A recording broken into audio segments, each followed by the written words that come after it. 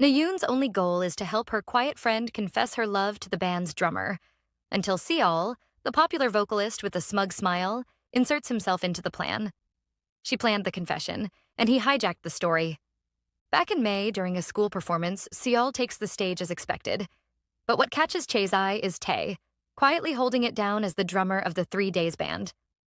That's when it happens. She falls for him, hard. Months pass, and the feeling doesn't fade. Now, determined to help her friend end this long stretch of one-sided affection, Hwang Na-yoon prepares to carry out a plan. She walks over to the boys and casually asks Tae if she can speak with him for a moment about their programming assignment. But before anything moves forward, she catches Seol watching her. His stare lingers and she quickly looks away, silently wondering why someone that good-looking wouldn't at least try to keep his gaze a little more modest. As Tae stands, he blurts out that he's planning to retake the class after getting a D. Just as he's about to grab her by the arm, Seol reaches out and stops him, placing a hand on his. He says they should let him join in the conversation. To Na-yoon's surprise, he also mentions that he's taking the same class. Still focused on her mission, she nods and suggests they talk outside. Earlier, while Tae and Seol chat about their band's performance, Yoon Jung-ni, seated beside them, points out that this is the first time since the formation of 3 Days that a first year has become the lead vocalist. She shares how Seol's popularity has soared to the point where nearly everyone in school knows who he is. Tae reacts playfully, accusing her of favoring Seol again and making him feel ignored. Yoon Jung-ni assures him she's well aware of what he's good at too. Meanwhile, at a different table, Na-yoon urges Chae to stay calm. Chae pleads with her to follow through with a request she made earlier. Taking a moment to breathe deeply, Na-yoon finally agrees. It's revealed that Chae-ah has been quietly harboring feelings for Park Tae-hoon for the past 6 months. Na-yoon, however, struggles to understand the attraction. To her, Tae seems plain, especially when compared to someone like Seol. As they step outside, Na-yoon quietly wonders how she'll manage to separate herself from Seol. The plan was simple. She would start a conversation with Tae outside the bar, creating a natural moment for Chae to appear. Then, she'd make up an urgent excuse and ask Tae to escort Chae to the Sunway station. However, things don't unfold as easily. Seol, still not catching on, questions whether she chose Tae as her partner for the assignment. He presses further, asking what exactly is wrong with him. He reminds her that he received an academic warning last semester. She calmly acknowledges that she's aware. Still unsatisfied, Seol continues, pointing out that it doesn't make sense for the school's top student to partner with someone flagged academically for a team project. Inwardly, Na-yoon reflects on his confrontational style. Thinking that he must have picked computer engineering for a reason, he argues like a professional. She starts to suspect that his persistence might not be about the project at all. There's a rumor going around that he got a B+ in their liberal arts course last semester, which cost him a full tuition scholarship. Instead, he only received half, while she secured the full one thanks to her straight A+ grades. Even with that, Seol remains determined to understand why she chose Tae. Fast forward. Na-yoon and Seol are being intimate, and it is her first time. It's their first kiss, first relationship, and first love. And she believes it would be her last love. She watches him silently for a moment, struck by how he resembles a fairy tribe's strikingly handsome leader.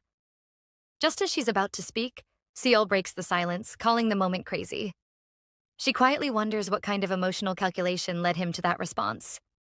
Their eyes shift to Tae, and Seol suddenly asks if she has feelings for him. Caught off guard, Na-yoon doesn't get a chance to respond before Chae walks up to them. Na-yoon introduces her as a friend from middle school and mentions that she's a first-year student in the Department of Western Languages and Literature. Chae subtly nudges her to act quickly regarding Seol. Taking the cue, Na-yoon abruptly asks if Seol wants to get ice cream. He questions the sudden offer, and she casually explains that her mouth feels dry after the spicy stew. He agrees. Tae offers to join them, but Seol tells him to stay back with Na-yoon's friend, promising to bring some back. Inside the shop, Na-yoon thanks him, and they each choose an ice cream, pay, and head out. Sitting by the roadside, Seol brings up her earlier action, admitting it surprised him. She replies that it's not impossible. He points out her sensitivity about grades, saying it's strange that someone like her would pair up with a student who received an academic warning. He figured she must have had another motive, perhaps feelings for Tae, and assumed she was going to confess. Na-yoon reacts in shock, and Seol teases her, laughing and asking why she's blushing. He insists it's not that far-fetched. Then, with no hesitation, he confesses that it was the reason he followed them outside.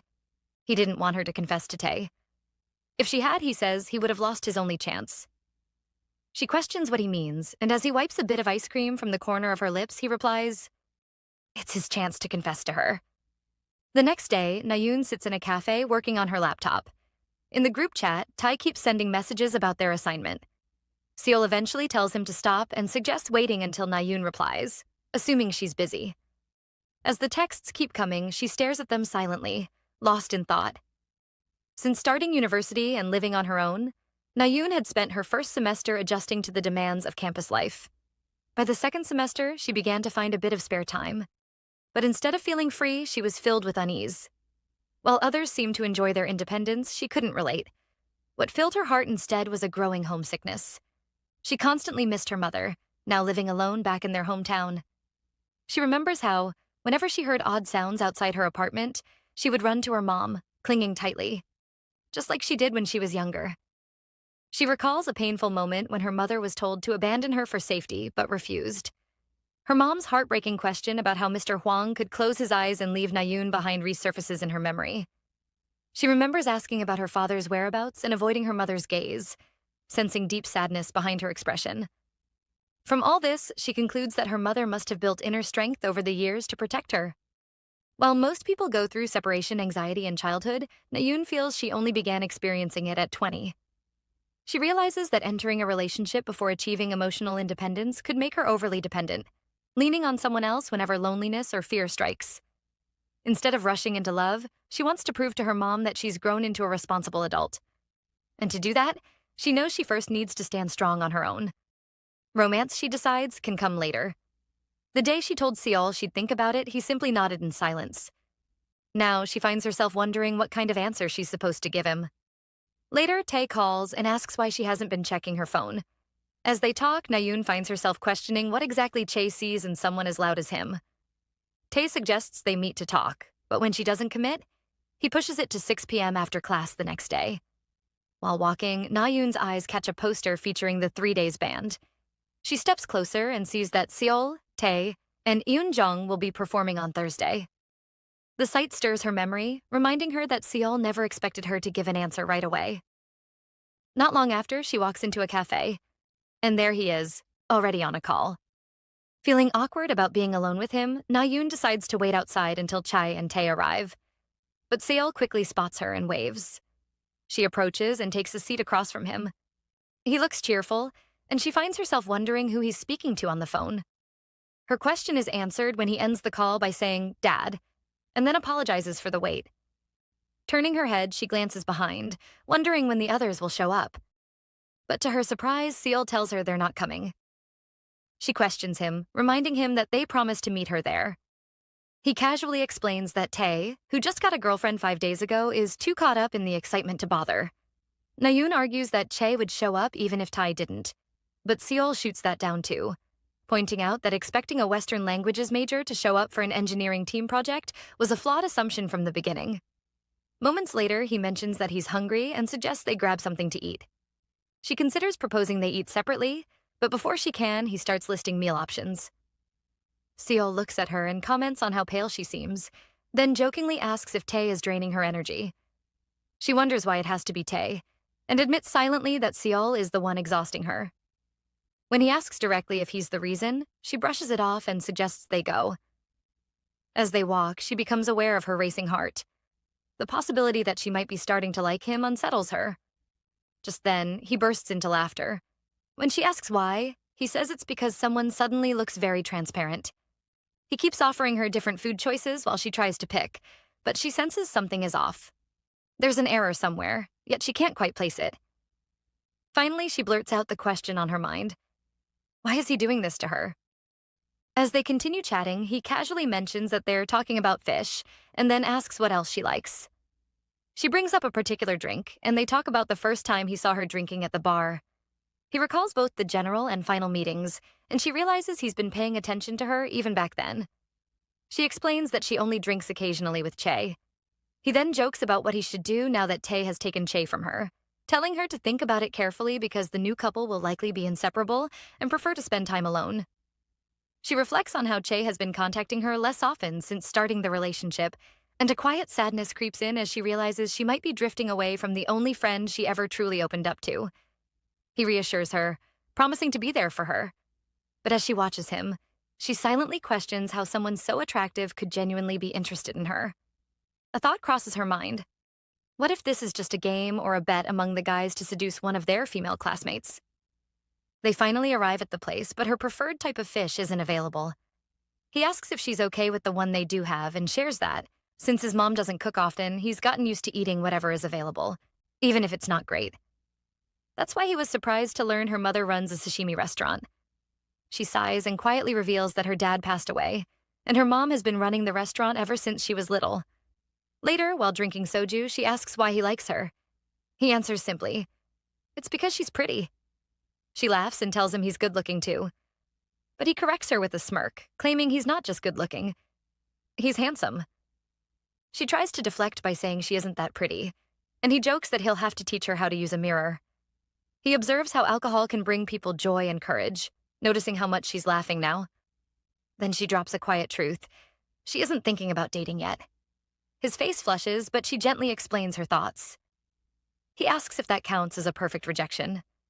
Still trying to keep the mood light, he changes the subject by asking where her mom's restaurant is and wonders if her words mean they can't even be friends. She reassures him that's not what she meant. He smiles and suggests that they at least get along from now on, and she agrees. He then takes her hand.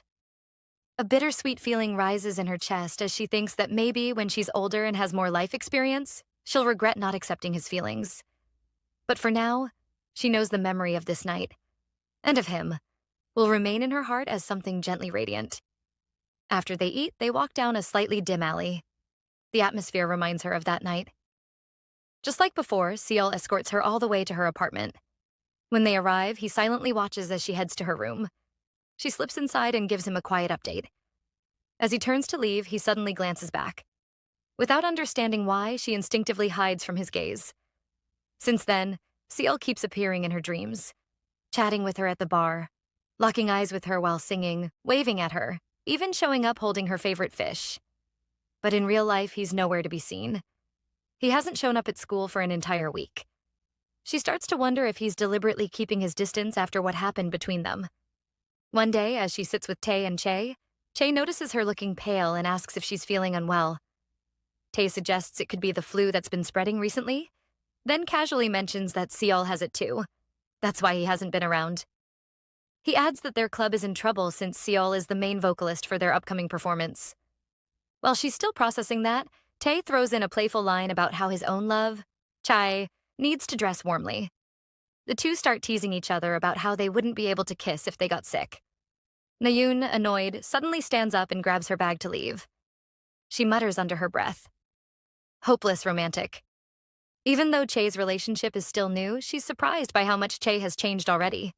It's been a while since they last hung out properly, and yet Che doesn't even ask her to stay longer. On impulse, Nayoon decides to call Seol. When he picks up, he confirms that he really did catch the flu, but says that what hurts more is getting dumped by her. Just hearing his voice makes her chest tighten with guilt. She mentions how his club is in a frenzy without him, missing their lead singer. He asks if she's also in a frenzy because she misses him. She doesn't answer directly, but the words she couldn't bring herself to say before keep spinning in her mind. She tells him she's home, and the call ends. She lies down and eventually dozes off, until her phone suddenly rings again. It's Seol. He asks if she wants to step out for a bit because he's standing right outside her door. Surprised, she quickly throws on a long blazer and hurries out. And just like he said, there he is, standing outside, holding a package meant for her. Seeing him outside her door, she's surprised and immediately questions whether he should be walking around in such light clothing. She worries aloud about him catching a cold again. He reassures her that he's already feeling better. Then he hands over the package, explaining that he actually meant to give it to her the day after they ate cutlass fish together. Inside is a pair of gloves. She's touched and praises his effort, especially considering how sick he's been. He soon says he'll be on his way, and she quickly retreats back inside so he can leave without delay. Watching from her window, she calls out and tells him to call her once he gets home. He agrees. The following morning, after the performance, Nayoon is on the phone with Che. Che excitedly shares that Seol sang for a full hour, and that the highlight was the carol section, where every member wore Santa hats. She jokes that if Seol were Santa Claus, instead of asking him for a gift, she'd be the one to give him one. Che even sends some pictures of him from the performance. She then shifts to talk about the after-party, which she says was even more fun than the main event. Some seniors who had graduated 3 days earlier were in attendance. One of the female seniors asked Seol if he would date her, but he turned her down. While some found his rejection rude, the girl walked off quietly. However, she later returned when Seol had gotten a bit drunk. She asked again if his refusal had anything to do with her age. Another girl nearby told her to stop pushing the matter since he had already declined. That quickly escalated into an argument between the two women. Meanwhile, Seol, drunk and overwhelmed, suddenly broke down crying at the table. Che describes the mood as painfully awkward. Curious, Nayun asks why he cried. Che pauses, surprised by the question, but then continues. She explains that while crying, Seol blurted out that he can't accept every confession he gets, because he knows how much rejection can hurt. He admitted that he had been rejected recently and that he still felt sorry about it. That statement threw the entire band into confusion, and everyone started whispering, trying to figure out which girl had turned Seol down. Che laughs, adding that some of the seniors wanted to make Seol confess publicly on the club's official SNS page. She had to step in and stop them, thinking it was going too far. Che then asks Nayun if she's not at all curious about who the mystery girl is. Nayun dodges the question by asking how she's supposed to know. Che doesn't press further, but notes that Tai doesn't know either. Deep down, Nayun feels relieved that no one suspects her. Just then, a call comes in, and she tells Che that they'll talk later. She answers, it's Seol. He brings up how she didn't attend the performance, clearly disappointed. She explains that she had to travel to her hometown right after exams ended because the part-timer at her mom's restaurant suddenly quit. He tells her more about the performance, and she mentions that Che already praised it. Still, he says he was disappointed not seeing her there. Then, he casually adds that he got a business card from a talent agency. He asks if he should go for it, become a singer. But before she can respond, he follows up with a question that makes her heart skip. Would doing that make her like him? She pauses to think about his question, then agrees, saying she'll make a fan cafe for him. He laughs, then casually asks if the restaurant is busy. She tells him it's currently break time. Even though there's a surge of customers due to the year-end rush, she's managing just fine. It's not new to her. She used to do this every weekend back in high school. She adds that her mom even gives her pocket money for helping out. Although she pretends not to know anything about the after-party or what happened there, she chooses not to ask if he's doing okay. Inside, she wrestles with regret. She feels she should have told him they couldn't continue as friends, that they ought to keep things strictly classmate level and maintain some distance. That thought stings more than she expected. Telling him she needs to return to work, she adds that she won't be able to answer calls because things are busy. He asks what time she usually goes to bed after her shift, and she replies that it's around 3 a.m. Though it's difficult for her to push people away, she hopes to slowly put some distance between them. She's always found it hard to cut ties with people, but she also knows too well the pain of someone vanishing without a word. After the call, she notes that her chest feels tight. A mix of regret and sadness weighs on her, and she's unsure if it's because Seol is the one hurting or because she didn't accept him. Though she's legally an adult now, she feels painfully inexperienced in matters of the heart. Her mom enters and immediately asks if she's been crying, noticing her red eyes. Nayun insists she's just tired. Her mom offers to let her rest for the evening. She and her aunt will handle the dinner shift. As she stands, Nayun mentions that today's reservations are double what they had yesterday. Deciding to stay and work, she pushes through. While they chat, her mom pops something into her mouth and then asks if she plans to keep living in her room. Nayun replies that she'll stay at least until February. She then asks whether she should just move into the dorm, but her mom protests, saying the food won't be as good and she can't bear to see her daughter skipping meals and suffering alone. Her mom suddenly suggests they close the restaurant and move to Seoul together. Her aunt quickly interjects, teasing her sister for treating Nayun like a child and asking what they would do after shutting the place down. Nayun feels a twinge of guilt for the money she spends on rent and other expenses. She doesn't want to add to her mother's burdens, which is why she's refused to upgrade to a better dorm room. She reassures her mom that her current place is fine. Plus, it's close to the engineering building. Her mom gives her a light smack on the butt and tells her to speak up if anything ever happens. They laugh and joke around for a bit before getting back to work. That night, customers keep flooding in nonstop until 1 a.m. As soon as she arrives home, she crashes onto her bed and falls asleep immediately. Earlier at the restaurant, her aunt had told her that her phone had been ringing nonstop. Nayoon told her not to worry. She'd check it later. The next morning, she finally looks at her phone. There's a message from Seal. He sent a photo with a playful caption, asking her to guess where he is. Her eyes widen in surprise, and she wonders in disbelief if he's actually there right now. She calls him right away and asks where he is. When he responds, she grows alarmed, realizing he's only 10 minutes away from the restaurant. He says he hasn't eaten lunch yet and wants to try grilled cutlass fish. She tells him the restaurant is fully booked for dinner, but offers to recommend another good spot nearby. Just then, her aunt overhears and speaks up, confirming that there's space. Curious, she asks if it's a friend on the line. Nayoon says yes, and her aunt tells her to invite him over. Hearing the exchange, Seal asks if that was her mom, but she tells him it was her aunt. Without warning, her aunt grabs the phone and gives Seal their location. Afterward, Nayoon begs her aunt to go away. On the other end of the line, Seal laughs and tells her he's already on his way. Soon, her mom comes out to greet Seal, mistaking him for a regular customer. He politely says hello and introduces himself as her daughter's schoolmate. When her aunt sees him, she comments on how handsome he is, then bluntly asks if he's Nayoon's boyfriend. Caught off guard, he hesitates before clarifying that they're just friends. He explains that he was traveling and remembered that Nayoon's family lived here, so he decided to stop by. Her aunt jokes that it sounds like one of those classic lines where someone says they just picked something up along the way. Nayoon feels like telling her aunt to stop talking, while her mom just pretends she didn't hear anything. Her aunt then mentions preparing food for him, and her mom agrees to help. They encourage Nayoon to go sit with him while they cook. Nayoon realizes that the space she was trying to maintain between them is gradually shrinking. He compliments the place, saying it's really nice. She pours him a glass of water and then asks directly why he came. He replies that he was worried, just in case something bad happened. When she asks what kind of bad thing, he doesn't answer. Before he can say more, her mom arrives with the food. Her mom asks if the two of them are classmates, and he confirms it. Then he compliments her mom, saying she's very pretty. She laughs and urges him to eat well. He takes a bite of her favorite dish, the grilled cutlass fish, and says it tastes great. When they ask if he really skipped lunch, he admits that he did, because he wanted to eat with her. She questions what he would have done if she hadn't called him back, and he answers that skipping one meal wouldn't have hurt him. Waiting was better. She quietly wonders what exactly it was he was waiting for. Then she asks what his plans are next and if he's heading back to Seoul. Seal chuckles and says he had hoped he was mistaken, but it turns out he was right after all. Nayoon quickly gets to her feet, saying she has to return to work and tells Seal to head back safely.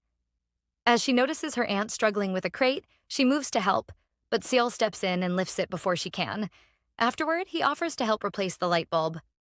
Her aunt is grateful, and when he asks if there are more bulbs that need changing, Nayoon is about to tell him to stop and leave. But customers walk in, and her aunt sends her off to attend to them. Later on, when the crowd has eased, she spots Seal still lingering and asks why he hasn't left yet and why he's doing all this. He casually replies that her mom promised to pay him generously and that it's no big deal. Before she can respond, someone places an order and Seal rushes off to handle it. Once the customers are gone, Seal thanks her mom for the food and the opportunity to help. Her mom thanks him more sincerely for his effort. He then offers to stay and help for a few more days. Her mom kindly declines, saying that while it was thoughtful of him to help tonight, she would feel guilty if he continued, and her daughter would likely be uncomfortable too. Nayoon watches this exchange and silently notes how her mom effortlessly draws clear boundaries in a kind and tactful way, something she struggles with. She wonders when she'll grow into someone who can navigate the world as smoothly as her mother does. Then her mom surprises her by suggesting she go out and enjoy some time with Seo. Taken aback, Nayoon worries about the possibility of more customers arriving, but her aunt assures her that Sunday nights are usually quiet at this hour. Her excuse no longer works, she prepares to go. Honestly, she feels uneasy about being alone with Seal, which is why she was clinging to the idea of staying to help. Her mom hands Seal his pay and tells him to make sure Nayoon returns by 11 so she can rest for the night. He agrees, and Nayoon tells her mom they'll be back in time. As they walk together, Nayoon glances at him, recalling how hard he worked at the restaurant. It doesn't feel right to send him away without doing something more. So she asks if there's anywhere he wants to go. He says he'd like to ride the cable car. They get in and sit across from each other. Before long, Seal brings up the elephant in the room. He asks her to confirm if she was really thinking of cutting off their friendship. She admits it, and he says that's why he came without any plans. He wasn't sure what to do if she truly didn't want to see him again. Nayoon explains that she had intended to take her time to sort through her feelings, but before she can say more, tears slip down her cheeks. Seal notices and gently asks why she's crying. He warns her that if she keeps crying, he might start thinking differently again. He then asks if she's crying because she feels sorry for him, and if so, whether he should make her feel even sorrier and use that against her. Then, almost to himself, he confesses that he feels like he'll keep becoming a bother to someone who's always been kind. After a pause, he asks how she plans to figure everything out and reminds her that he once said, "Sometimes waiting might be the best way." He tells her how excited he felt just being near her, then says she doesn't know how much he likes her. She responds that he doesn't know her that well, but he argues that if liking someone depended on knowing them fully, divorced couples wouldn't exist. He asks if she plans to never date anyone, then says that can't be true. So he promises to wait until she's ready and asks her to consider him then. Until that time, he'll stay by her side as a friend. He asks if she'd be okay if he dated someone else, saying she can think he forgot about her. She acknowledges he isn't wrong. Still, he pleads with her not to push him away too clearly, saying he wouldn't survive it. She replies that she doesn't dislike him and calls his name. He says he won't say things like that again. When she asks if he's liked anyone else before, he says she's his first. He first saw her in their open-source software class.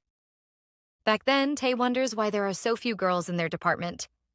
The guy next to him suggests checking the student list. Seol questions their curiosity, and Tae asks if he isn't curious too.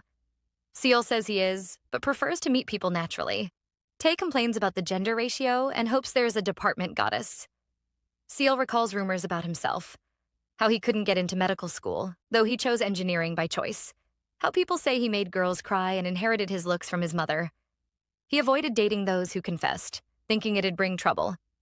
Though admired, he felt objectified and just wants to start fresh in university, free from labels. Tae repeats his question. Kim, beside them, says Seol would research thoroughly before dating, unlike Tae.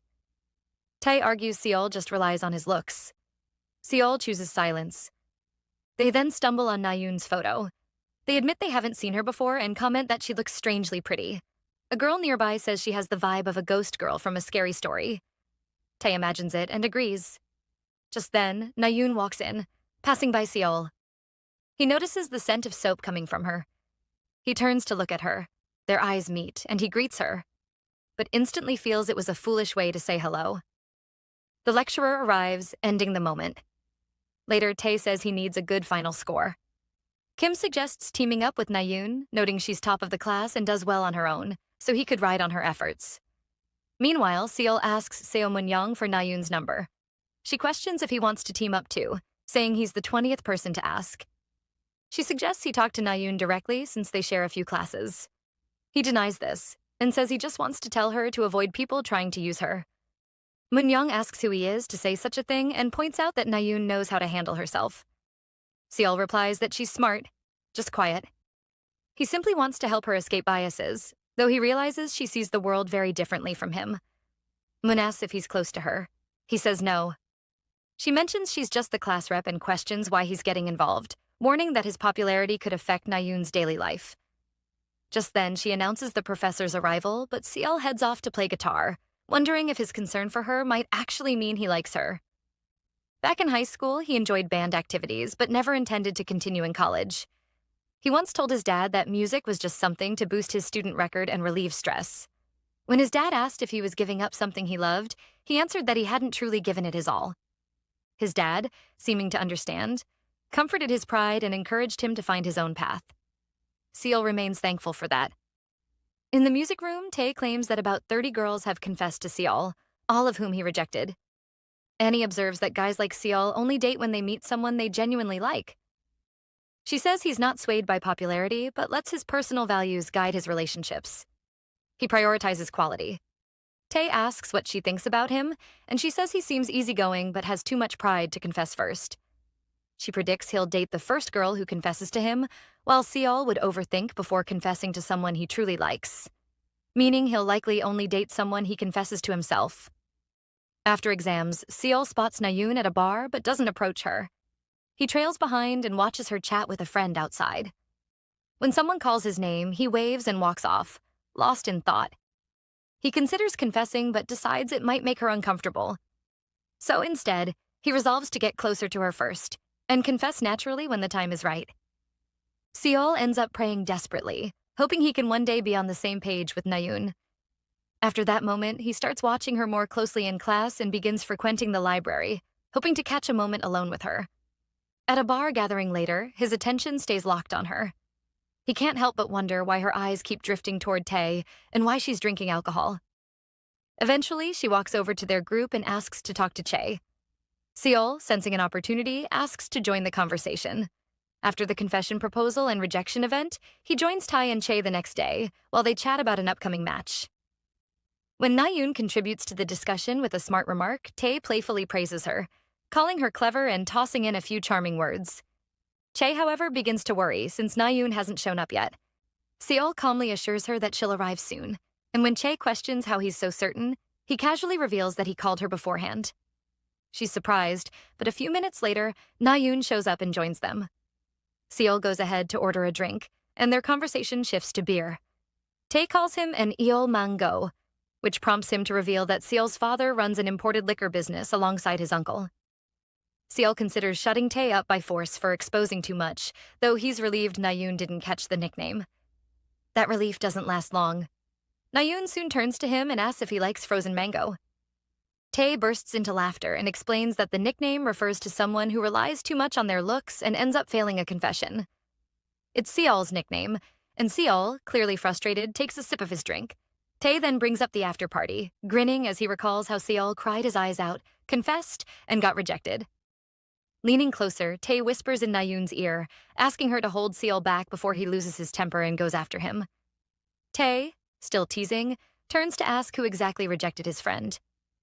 Chae, enjoying the story, says he's dying to find out. Just then, a near miss by the players grabs their attention. After the moment passes, Seol and Chae raise their glasses in a toast, sharing a cheer. Tae laughs at the pair and calls them pitiful, adding that if they're that jealous, they might as well start dating each other. Their attention is drawn back to the screen as the soccer team scores, and everyone erupts in celebration. In the excitement, Seol and Nayun hug each other and hold on for a moment longer than expected. Watching the scene, Seol jokes that maybe this is why so many babies are born the year after the World Cup. Chae, observing the two, smiles and asks Seol if he's enjoying himself. Seol plays it off casually. Meanwhile, Nayun wipes her eyes. Seol notices and asks if she's crying. Chae answers for her, saying she gets emotional easily. Nayun picks up her phone. Seol asks where she's headed, and she replies that she's going to the restroom. As she walks away, Chae watches her and turns to Seol without knowing a smile. She then guesses that Nayun is the girl Seol once confessed to. He doesn't deny it. She asks since when, and he says since early March of the previous year. Chae comments that her friend is extremely self-conscious. Nearby, Tae, a bit lost in the conversation, asks what they're talking about. Chae fills him in. Tae reacts with surprise, but it clicks for him. Nayun really does seem like the type who wouldn't get into a relationship easily. He adds that she's strict with her studies, always pushing herself in prep groups and study sessions with seniors. Chae notes that Tae knows quite a lot about her friend. Seol agrees. He knows it too, and that's exactly why he feels so anxious. He admits that Nayun drew a clear line between them, one that kept them as just friends, but it worries him. He's afraid she might eventually fall for someone else, especially considering how many seniors and classmates have shown interest in her. Chae is surprised by how much Seol is paying attention. He goes on to say that just having a chance to see her this way is precious, but Chae warns that meeting up like this would be difficult if Nayun ever found out. She then recalls that the incident at the after-party had something to do with her. Seol asks if she ever told Nayun about it. She nods. Back in the present moment, Seol quietly says that Nayun was going to stop being friends with him too. Chae confirms it. He wonders if it was because she had already found out about the Il Mango incident. Back at the place where they had watched the game before, Nayun returns from the restroom. As she joins them, a light conversation starts about her chubby cheeks. She explains it's because she visited her grandmother during the break, and her grandma kept feeding her. Just then, their team scores again, and they all hug the person next to them in celebration. The next day, Chae calls Nayoon and invites her to a concert. Nayoon agrees to go with her. At the concert, a group of high school girls nearby excitedly talk about Nee, the band's keyboardist, as well as Tai and Seol. They both feel a bit jealous hearing the girls chatter. Meanwhile, Nayoon starts feeling unexpectedly annoyed and wonders why the attention from others is bothering her so much. Then her eyes meet with Seol's across the room. Chae quickly picks up on Nayoon's mood and asks if it was a mistake for her to come, especially since she'd mentioned having a lot of assignments. Nayoon assures her it's not, saying she'd finished most of them earlier. Still curious, Chae asks if something is bothering her. Though she doesn't know the real reason, how the high school girl had been loudly shouting sweet things at Seol, Nayoon insists there's nothing wrong. As the event wraps up, Chae rushes over to meet her boyfriend, and the two share a kiss. Nayoon, watching the scene unfold, quickly turns away. Meanwhile, the same high school girl boldly approaches Seol and tells him they should date once she gets into university. He laughs and gently scolds her, saying she should concentrate on her studies since she's in her final year, and adds that she really needs to stop showing up at all his gigs. Nayoon abruptly turns and heads toward the restroom, her thoughts racing. She knows now there's no excuse to hide behind the idea of being an old-fashioned adult. Those feelings are real, and they're getting harder to ignore. After the April performance, Nayoon begins to distance herself from the three of them, using studying as her reason. Even though she still runs into Seol during shared classes, he no longer approaches her like he did last winter. It seems to her that he might be sorting out his feelings on his own without much difficulty. Before she can reflect too deeply on it, finals take over. When finals finally end, Chae runs into her and suggests they hang out since it's all over. She has a lot to talk about. But Nayoon begs for a rain check, admitting she hasn't slept in 3 days. Chae is stunned that she stayed up all that time for a particular exam. Nayoon explains that Latin is harder than it sounds, even at the beginner level. Chae, who has always loved watching Spain's Primera Liga, majors in Spanish, while Nayoon chose computer engineering for its strong employment prospects. She finds people like her friend, those who follow what they genuinely love, admirable and fascinating. Once again, she's struck by how little of her own preferences played a part in choosing her path. She doesn't quite regret it, but in hindsight, it does feel somewhat foolish. Chae then mentions that some guys from her department are going on a group blind date that night with first-year girls from the musical theater program. The group blind date is happening in place of the department's usual end-of-term party, and everyone is buzzing about it, especially since Seol is going to be there. The moment she hears that, Nayoon tells Chae to go ahead without her. She claims she left something in the lecture room and needs to go retrieve it. As she heads off, her thoughts drift to which class Seol might be in at that moment.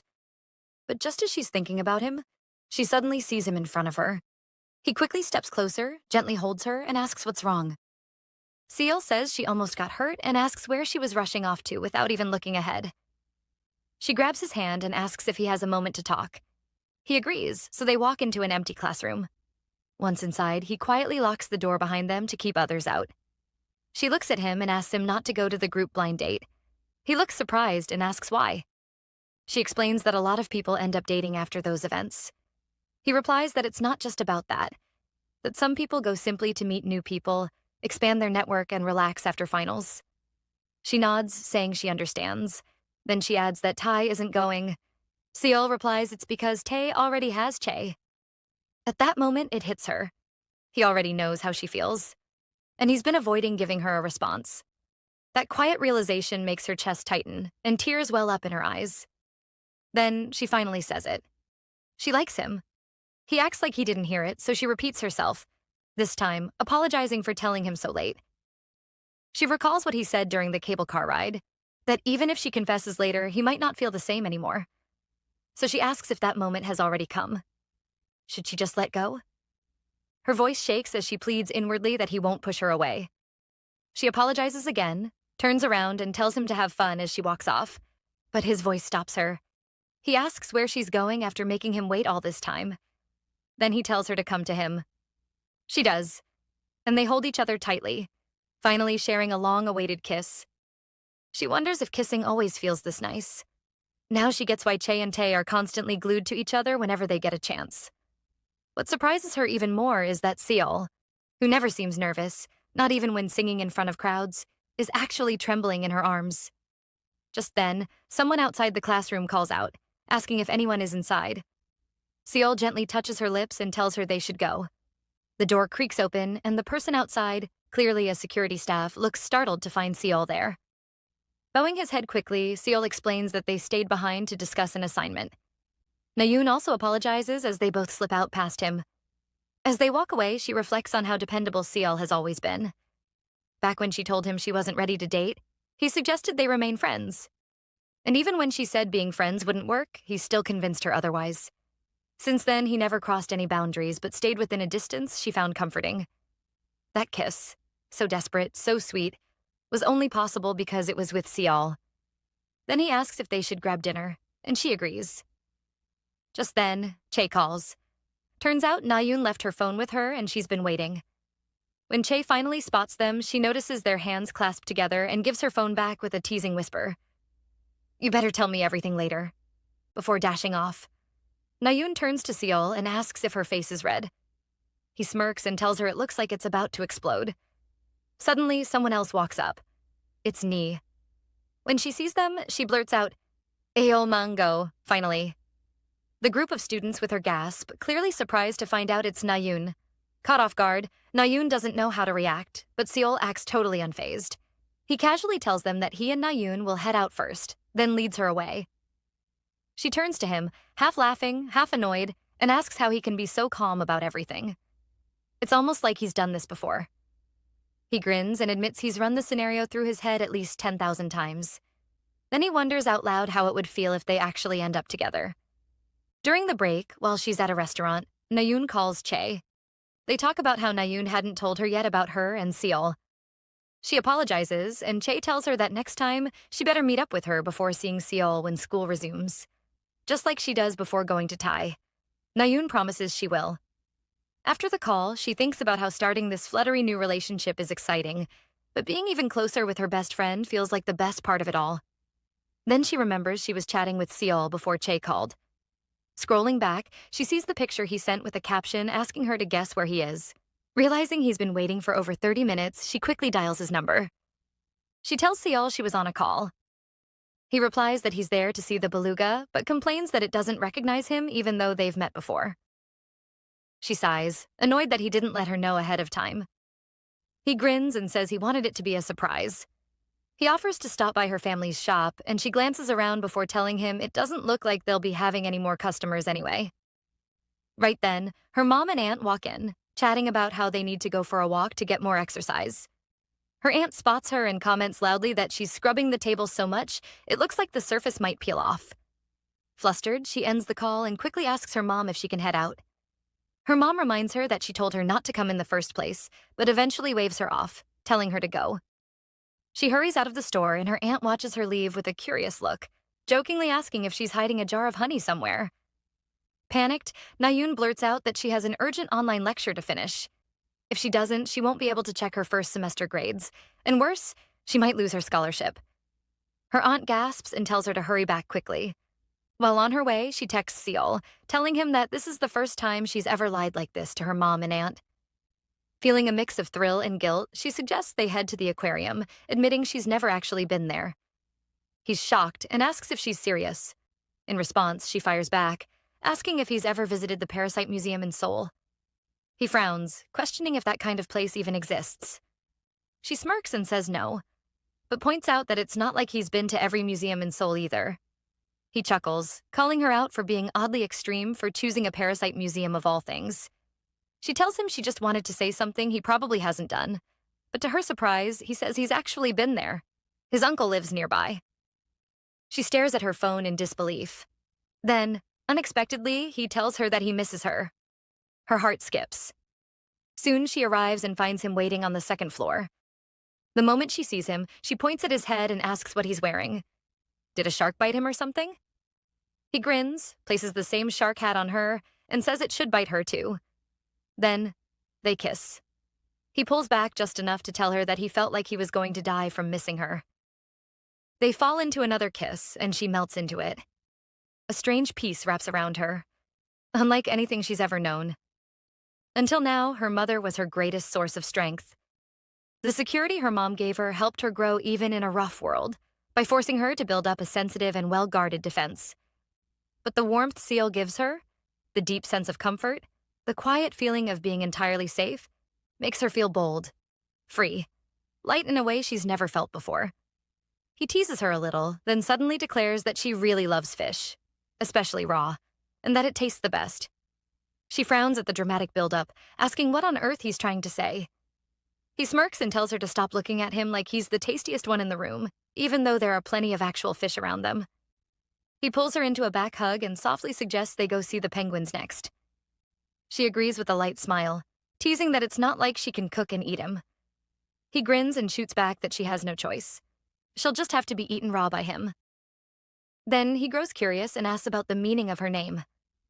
She explains that Na stands for graceful, and Yoon means beautiful. When she flips the question back to him, he says Seal means to give, and Woo means excellent. But then he smirks and adds that Seal has another, cheekier meaning. Something about being excellent at getting it up. They stroll together, pausing in front of one of the tanks. As they observe the fish swimming lazily past, he comments that these ones bite if someone messes with them. Then, with a glance her way, he adds that they're kind of like her. She bites the moment someone touches her lips. Before she can respond, he leans in and kisses her again. As they continue wandering, a familiar voice calls out, "It's Yoon-gyeol." He looks surprised to see her and asks how long it's been. Seal answers for them, saying it's been about a year and a half since high school graduation. Yoon-gyeol nods and compliments Na-yoon, clearly impressed. Curious, Yoon-gyeol asks if she came with a friend. Noticing the look on his face, Na-yoon replies that Seol is her boyfriend. Seol simply smiles and greets him politely. Yoon-gyeol introduces himself, saying he used to live next door to Na-yoon when they were little and now lives just behind her place. He reminisces about carrying her around on his back as a kid, but admits it feels surreal seeing her with a boyfriend now. He then casually suggests they meet up again before she returns to Seoul. Na-yoon hesitates for a second before telling him that her mom doesn't know yet, so he should keep quiet for now. He laughs, teasing that Seal has already earned himself a future son-in-law pass just by his looks. He then tells her to say hi to his mom and aunt, but she quickly reminds him that her boyfriend is still a secret for now. He nods and waves them off with a cheerful, "Have fun." As they walk away, she groans softly and mutters that she's totally screwed. Yoon-gyeol has a loose mouth, and he'll probably go spill everything the moment he gets home. Seol raises his brows, realizing that this was her first lie to her mom about where she was going. As they continue walking, he quietly observes her expression. When her face is still, it gives off a composed elegance, like someone raised in a wealthy home, a proper little princess. But beyond that, he sees her maturity, how deeply she's grown up inside. To him, Na-yoon is someone who had to mature quickly, someone who's had to stand firm in life. That mixture of strength and vulnerability makes her both admirable and a little heartbreaking. That's exactly why he wants to cherish her with everything he's got. He runs a hand gently through her hair. She looks up at him and asks when he is going back to Seoul. Seol suggests they take a short trip together once he returns to Seoul. Na-yoon lights up with excitement and immediately agrees. It sounds like a great idea. Then he brings up something else. How about having dinner at her mom's restaurant tonight? She pauses, asking if he's really sure. He nods confidently, reminding her that he's already met her mom once, but this time he wants to officially introduce himself. He adds that her mom must have been so anxious after sending her precious daughter off to Seoul, so it's only right to reassure her that he's been by Na-yoon's side, taking good care of her. She gazes at him thoughtfully, then admits she was actually worried it might feel like too much pressure. But he just smiles and says he can handle that kind of pressure all day. Still, he asks if they should give her mom a heads up. Na-yoon shakes her head and says it's better to just show up unannounced. If she warns her ahead of time that she's bringing her boyfriend, her mom might go overboard, like taking a boat to the South Sea to catch a dragon to cook for him. That makes Seal burst out laughing, nodding in understanding. He adds that his own parents would probably make a huge deal out of it too if he said he wanted to introduce a girl. She confesses that her hands were trembling earlier, not because of him, but out of fear that she might say or do something awkward, make him uncomfortable or upset her mom. He gives her a reassuring look. When they arrive at the restaurant, they see her aunt stepping out. She's surprised to see them and exclaims aloud. They greet her politely and she squints a bit before recognizing Seol. She asks if he's the guy who stopped by recently and wants to know his name. As he helps her carry something, he tells her politely.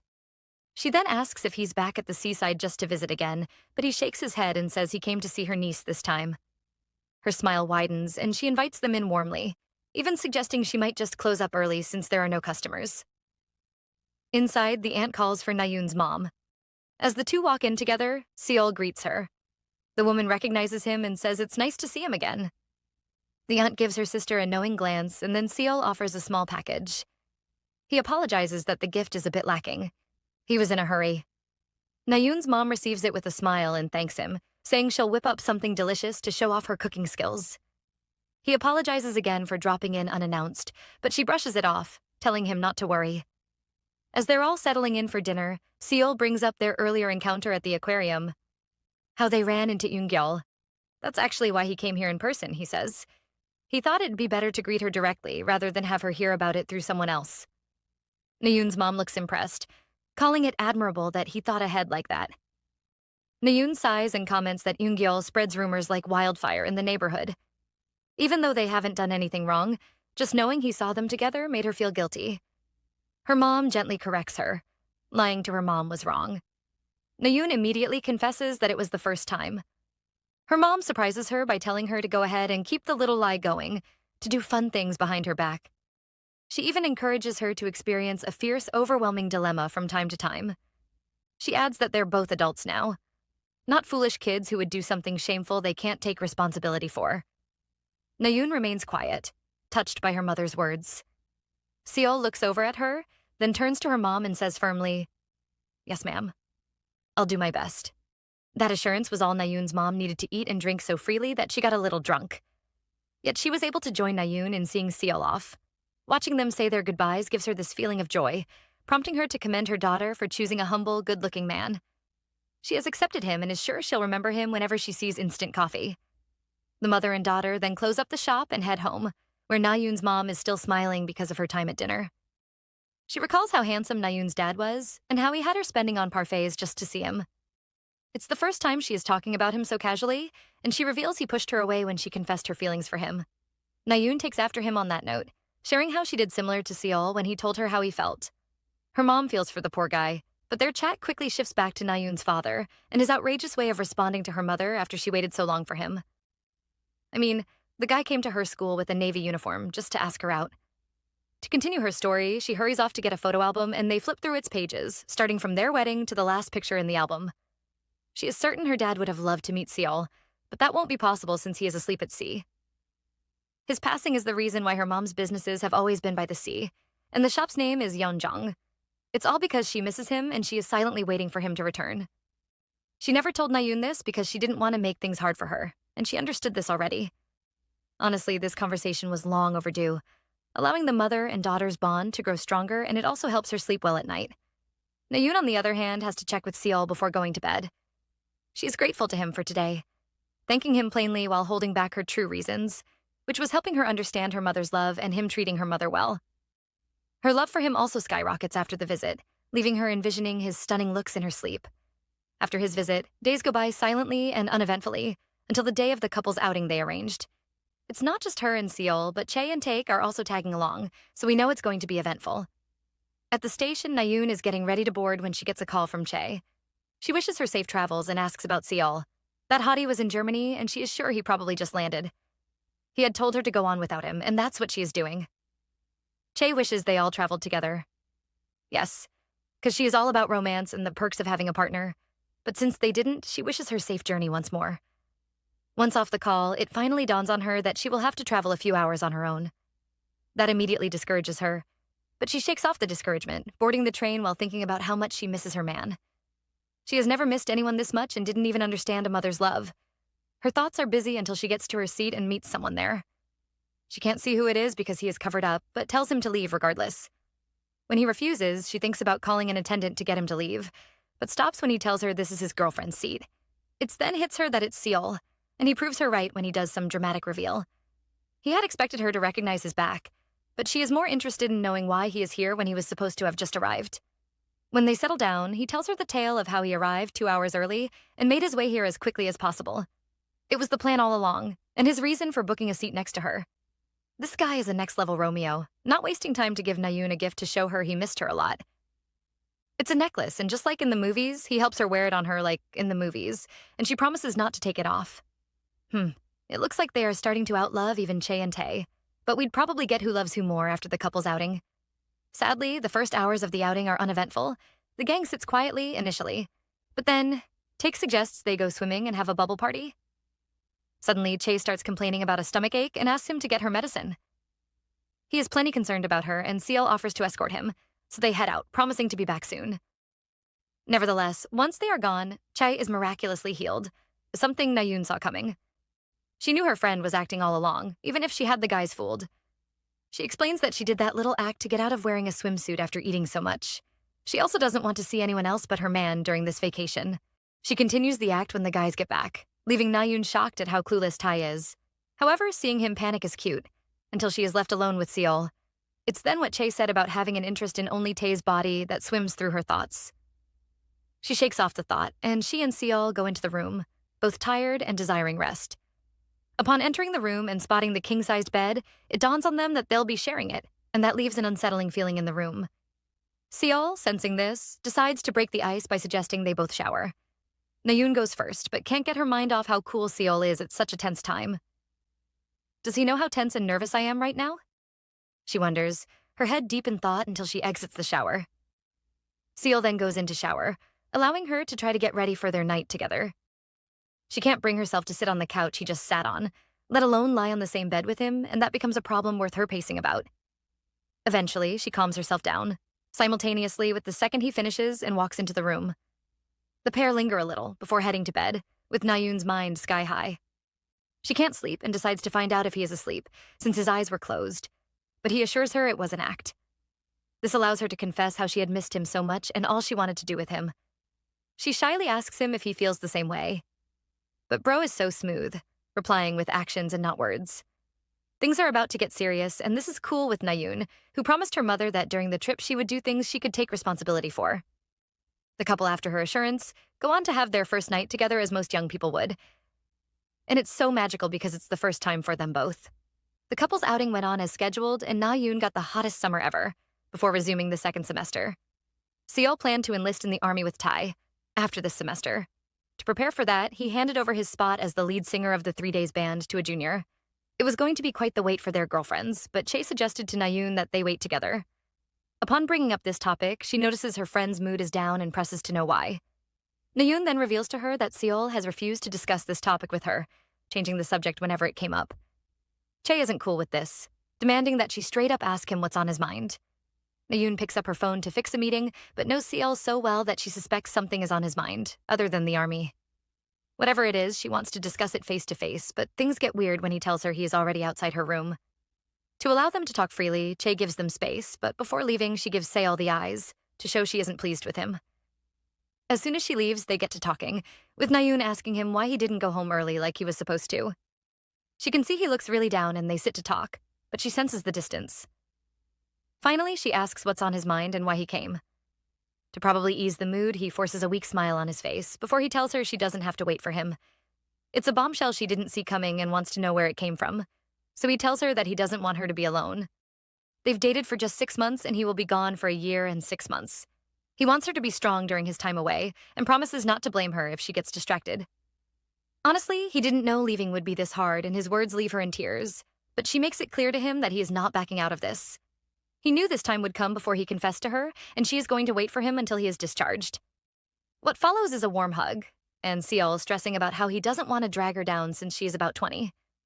Well, she is happier being above 20 and waiting for him. And in a shaky tone, she promises him everything will be all right.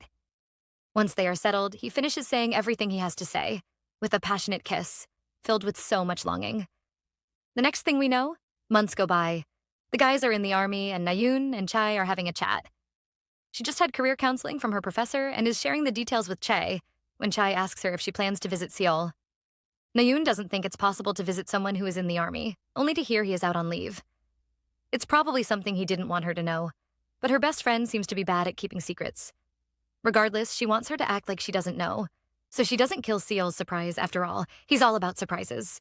Sadly, after waiting for some time, she suspects he won't call. Usually, he'd call while he was in the army, but he suddenly stopped. Now he's on leave and hasn't reached out. Something is definitely wrong, and she gives him a call to find out what it is. To her shock, he's all harsh throughout. treating her like a stranger before he hangs up. He gave her no explanation for his attitude and refused to take her calls, no matter how many times she dialed him up. Concerned and worried, she reached out to her friend, and neither she nor Tae knew what was wrong. All she knew was that he hurriedly went on leave, not knowing anything else, making her feel helpless, and he didn't even bother to reach out. She knows something is wrong with him, but probably has faith in him. A faith that starts to waver when she stumbles upon a post of him and another girl. Fortunately for her, Che is at the diner, and even after being begged to stay away, she insists she is coming. She even begs her friend to make sure this time, Seol can't run from giving her the answers she deserves. Obviously, he doesn't know that he had been spotted, with this fangirl all over him when Nayoon arrives. Everyone notices how down she is, but that's not her problem. Her problem is the man who declares he hates clingy girls when he sees her. Even after that harsh comment, she asks to talk to him, to clear things up. But he's too busy with his new catch to hear her out. Che, to save her from the hurt she is in, steps in, begging that they leave together. But she presses on, pushing Seol to crack and demand she meet him outside. He is being so rude right now that Tae, who has been there all along, but said nothing, almost loses it. He almost causes a scene in the process, so they all move outside, where Seol kicks off the conversation with a smoke. This is unlike him, the smoking and this new attitude, and she needs to know what's going on. But instead of giving answers, he asks why she cares. He then reminds her that he had asked her not to wait for him, and the fact that she didn't move on is her fault, not his. He advises her to graduate from college, get a job, and meet someone better. He also wants her to forget him, letting us know that the Seol that Nayoon knew and loved might be gone for good. Yet she refuses to see this, requesting an explanation, which he doesn't give. Instead, he calls her dumb, wondering when the smart girl he knew became dumb. His words hit her hard, almost making her pass out when Tae charges at him, seizing him by the shirt and cursing him for being this rotten. He regrets calling someone like him his friend, but Seol doesn't look like he cares. Che, on the other hand, does care, rushing to her friend's side. But Nayoon isn't done trying. One last time, she reaches out to him and declares that something must be going on with him. She's right, because those words rob him of his earlier composure, causing him to pick up a broken beer bottle and dare them to keep talking. Tae is still willing to try, but Chae, recognizing the threat and how serious this is, gets him to let go. Honestly, this couple will be fine, but Nayoon won't for now, seeing as this is how her relationship with Seol ended. Fast forward to a few years after graduating, Nayoon is at a meeting with Lee Jung-ha, the executive director of the establishment she works for. She has grown a lot now and even has a team under her. She was called today to meet with a new team leader, who seems to be running late. Jung-ha assures her he isn't, since he told him to come 20 minutes later than her, just so he can have a word with her before his arrival. Sadly, she also came late because of a meeting, and he will soon be with them. From their short interaction, it looks like Jung-ha and Nayoon are quite close, but she is actually wary of him.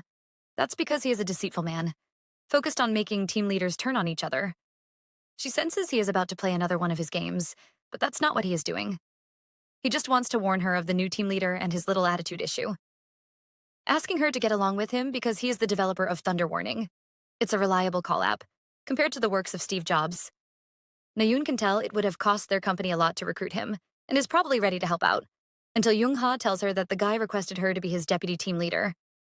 She clearly doesn't like this idea, wanting to know if she did something to the company that made them want to discipline her. Or maybe they are trying to get her to table a resignation letter. Seeing how worried she is, Jung-ha tries to butter her up by informing her of her salary raise at the time of her serving as a deputy, and other benefits that'll make it hard for anyone to turn down the offer. What catches her attention is when he informs her that after serving as a deputy team leader, she can become an executive in the company. It's a position she has been working hard for, and this is the easy way out, making her agree immediately. Now all that's left is the arrival of the new team leader that I'm sure everyone is dying to see. Upon his entry, one name comes to mind: Do Seol-woo. The man who broke her heart a few years ago is her express ticket to becoming an executive? It's a small world, really. Too small. His presence brings back memories, infuriating her, while he acts like they are all good, addressing Jung-ha while Nayoon is pondering how ill her luck is. She hoped to never see Seol again.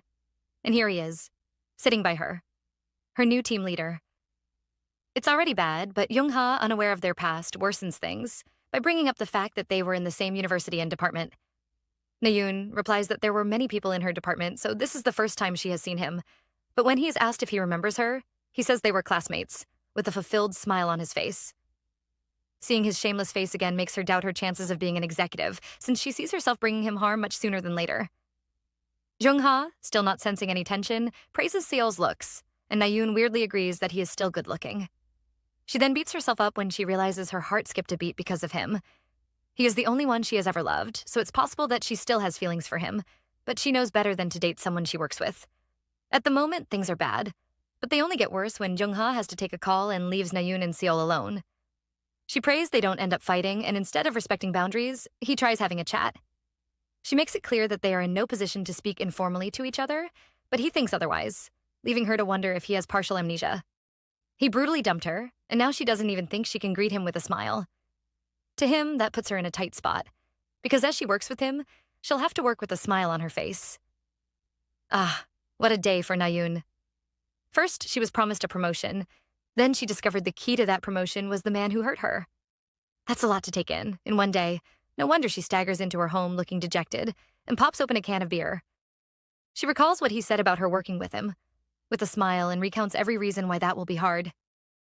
That aside, tomorrow is Saturday and she has an MBA class she is to read for.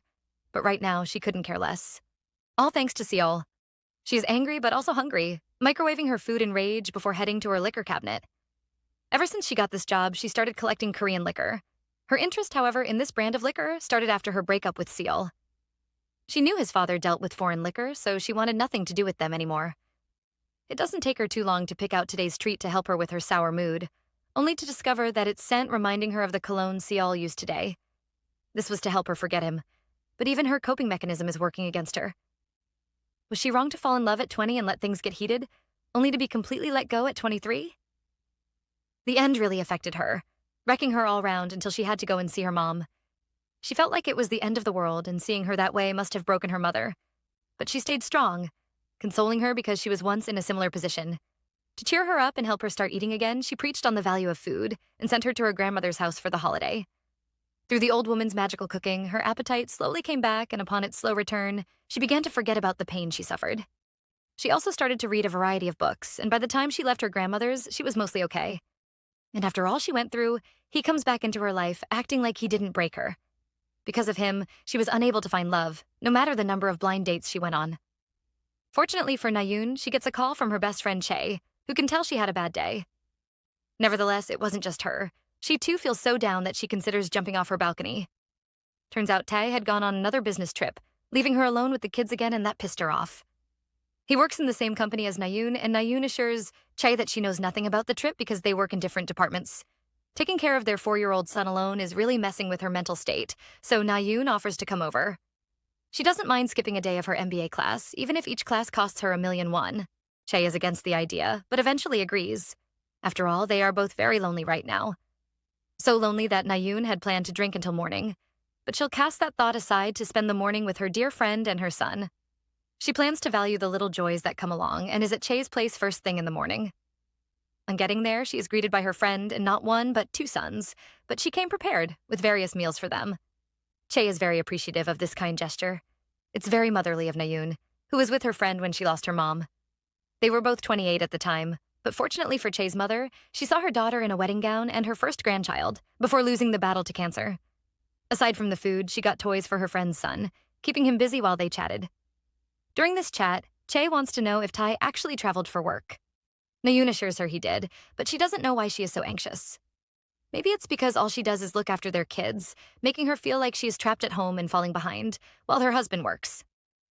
To her, there are endless possibilities of how her life without him would be. Before marriage, she worked at a translation agency and planned to save up to allow her to go to Spain for her master's in interpretation and translation. It was a daring plan, but it never saw the light of day, because she is married and taking care of 2 kids. She doesn't regret any of her decisions. Even so, she ponders the question, what if? Leaving her sad, and all Na-yoon can do is cheer her up, and also bring her gossip because we know she loves bombshells. On that note, she tells her. She ran into Seol and her mood changes instantly. She is so mad that she curses him loudly, but fortunately for her 4-year-old son Jungkook is too busy playing to notice the comment. Because of him, the ladies are forced to revert to low tones, with Chae wanting to know everything about the encounter and if she has been meeting that jerk secretly ever since. Before replying, she notices Jungwi, Chae's second child, is asleep and advises her to take her kids to bed so they can talk better. She does so immediately, allowing Na-yoon to survey the room. smiling when she spots the wedding picture on the wall as she recalls an event from that time. It was late at night, and she was at a bar with Che dropped two bombshells that night. One was that she was getting married, and the other was her pregnancy, and Nayoon was happy about both. She wanted Nayoon to give a congratulatory speech at her wedding, and she agreed. Nevertheless, she kept confirming that she would be there, and one night, she dropped another big news. Seol was going to be singing at their wedding because he and Tai were best friends, even after the confrontation at that bar. It became clear to her that members of the 3 days and would be there, along with some of their juniors and seniors from school. That only meant she would feel more pathetic, even though she assumed enough time had passed and everyone would have forgotten about the breakup. Whether they had or not, she was going to show up for Che. But Che wasn't dumb. She didn't want her feeling alone that day and suggested she go on a blind date. It was impromptu, but she knew him as a decent guy who worked in her office. He was also going to the wedding, and this was a messy situation. But Nayoon had learned that the messier the situation, the simpler one should think. She had to go to her friend's wedding. Seol was going to be there because he and Tae were best friends, and she couldn't avoid Seol. So this new guy was the best solution she had. That's how she saw it. And that's the same thing Che had in mind. He wasn't as handsome as Seol, but she didn't care. She was going to meet him at the wedding anyway. Fast forward to a week later, she got to meet the man, and all she got from him was good vibes. He was a translator focused on English language novels, as well as a gentleman who seemed to have relationship experience. Sadly, she and this man didn't see after the wedding because their schedules didn't align. Maybe it was that, or the fact that he was too decent and there was no real spark between them. Nevertheless, at the wedding, as suspected, Nayoon ran into Seol, who as usual was the elephant in the room. She could tell he kept a good relationship with not just Tai, but also his bandmates. It was really their first time seeing each other since that incident, and she actually looked remorseful. Merely looking at him, it was clear he hadn't slept for days, maybe due to work, and he didn't even dress like someone singing for a wedding should. To add to all that, he seemed surprised to see her. But before they could even talk, her savior arrived. In no time, he guided her away, praising her gown and suggesting she was so gorgeous that he felt they should ditch the wedding and go somewhere else. Shockingly, Seol's eyes remained fixed on them, from when they left until they took their seats. For some reason, his look made her feel anxious, even though she was doing fine without him. Back in the present, all Nayoon can do is think back and smile, until Che returns, begging her to spill all the tea. So, she did, starting with how she was going to spend a lot of time at Gangwon-do because of work, meaning she won't be in Seoul often. Her friend didn't see what all these details had to do with Seol, until she told her about the part where he is a new team leader and how he requested her to be his deputy. And she accepted being demoted because of the benefits she was promised, not knowing the incoming leader was Seol. Che is mad after hearing this, but manages to talk her into wanting to kick out Seol and become the new team leader. Days go by, and on the day of her transition, it's sunny, matching Nayoon's mood. She got ready for day 1 of her battle, enjoying the executive treatment she has gotten so far, as she waits for her ride. She came prepared and ensured she didn't forget anything at home, which is necessary when you plan to be the youngest executive ever. Soon her ride arrives, an imported car worth over 300 million won, which she is happy to see, until she recalls her company only runs with domestic models. This isn't her chauffeur. It's her worst nightmare walking, Do Seol-woo. He explains that he is here because he heard there was no chauffeur available to pick her up. She claims she is honored that he came to get her, but wishes to go separately now. But he takes her luggage and stashes it in the car anyway. He then informs her of their scheduled video call with thunder warning during the drive and wants to know if she can assist him. She has to. She is his deputy. So she gets into the car and handles the video call while he drives. From her conversation with the guy from Thunder Warning, it's obvious that he used this video call just to get her to go with him. He doesn't stop there, however, fixing a meeting for Monday, when they are supposed to gather at the team house tonight. Everything is on track, according to him, because the rest of the team arrives on Monday, making her wonder why she is going now, when they should be going on Sunday to set things up.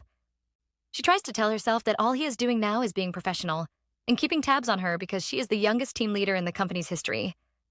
Only for the feeling that he is being professional to fly out the window when he suggests they go to have dinner near the team house. Traveling together on their own is one thing, but having dinner together is another. She starts to question everything now. She didn't have the time to do so earlier because of how choked she was, trying to hand over successfully. Now that she has the time, she starts to ask herself why Seol chose her as his deputy. He looks so calm, but she is glaring at him, so much that he jokes about her wanting to put a hole in his face. He employs her to say what she has in mind, as she looks like she has a lot to say, and his comment causes her heart to skip a beat. Just to be safe, Nayoon has to remind herself that she is grown now. He probably did all this so they'll have time to clear up past tensions before the team introduction. If that's the case, she doesn't want to reconcile, which is why she complains about his cologne being too strong. To help her feel comfortable, he winds down his window, but the burst of wind that surges in scatters her hair, making him laugh. Now, there are a lot of things about him she can't stand right now, but his smile sits at the top, especially as she doesn't know what he really wants from her. She fears he thinks what happened between them was a joke. She had moved on before he stormed back into his life, acting like they were good friends, pretending nothing happened between them. He keeps the act going when they arrive at the team house and suggests they have dinner, but she refuses. After that long drive with him, she just wants to have dinner in her room, but the building is locked. Immediately, it looks like Seol has something to do with this, even though he reaches out to the executive director to find out what is going on. He then allegedly discovers that there was miscommunication. It's locked because they felt the team was arriving the following day. How convenient? Nayoon is furious, but he manages to calm her down and suggests they lodge in a place not too far out. She was against it, but didn't want to throw a tantrum about finding her own place to stay. She just wants to focus on tomorrow and hopes things will feel better when the other members arrive. For now, all she has to do is play cool, which becomes hard when he takes her to the same hotel he took her to when they were still dating. He even invites her for dinner, but she refuses, preferring room service to a time with him. She is about to leave when he stops her, demanding to know if she'll be this uncooperative while they work on this project.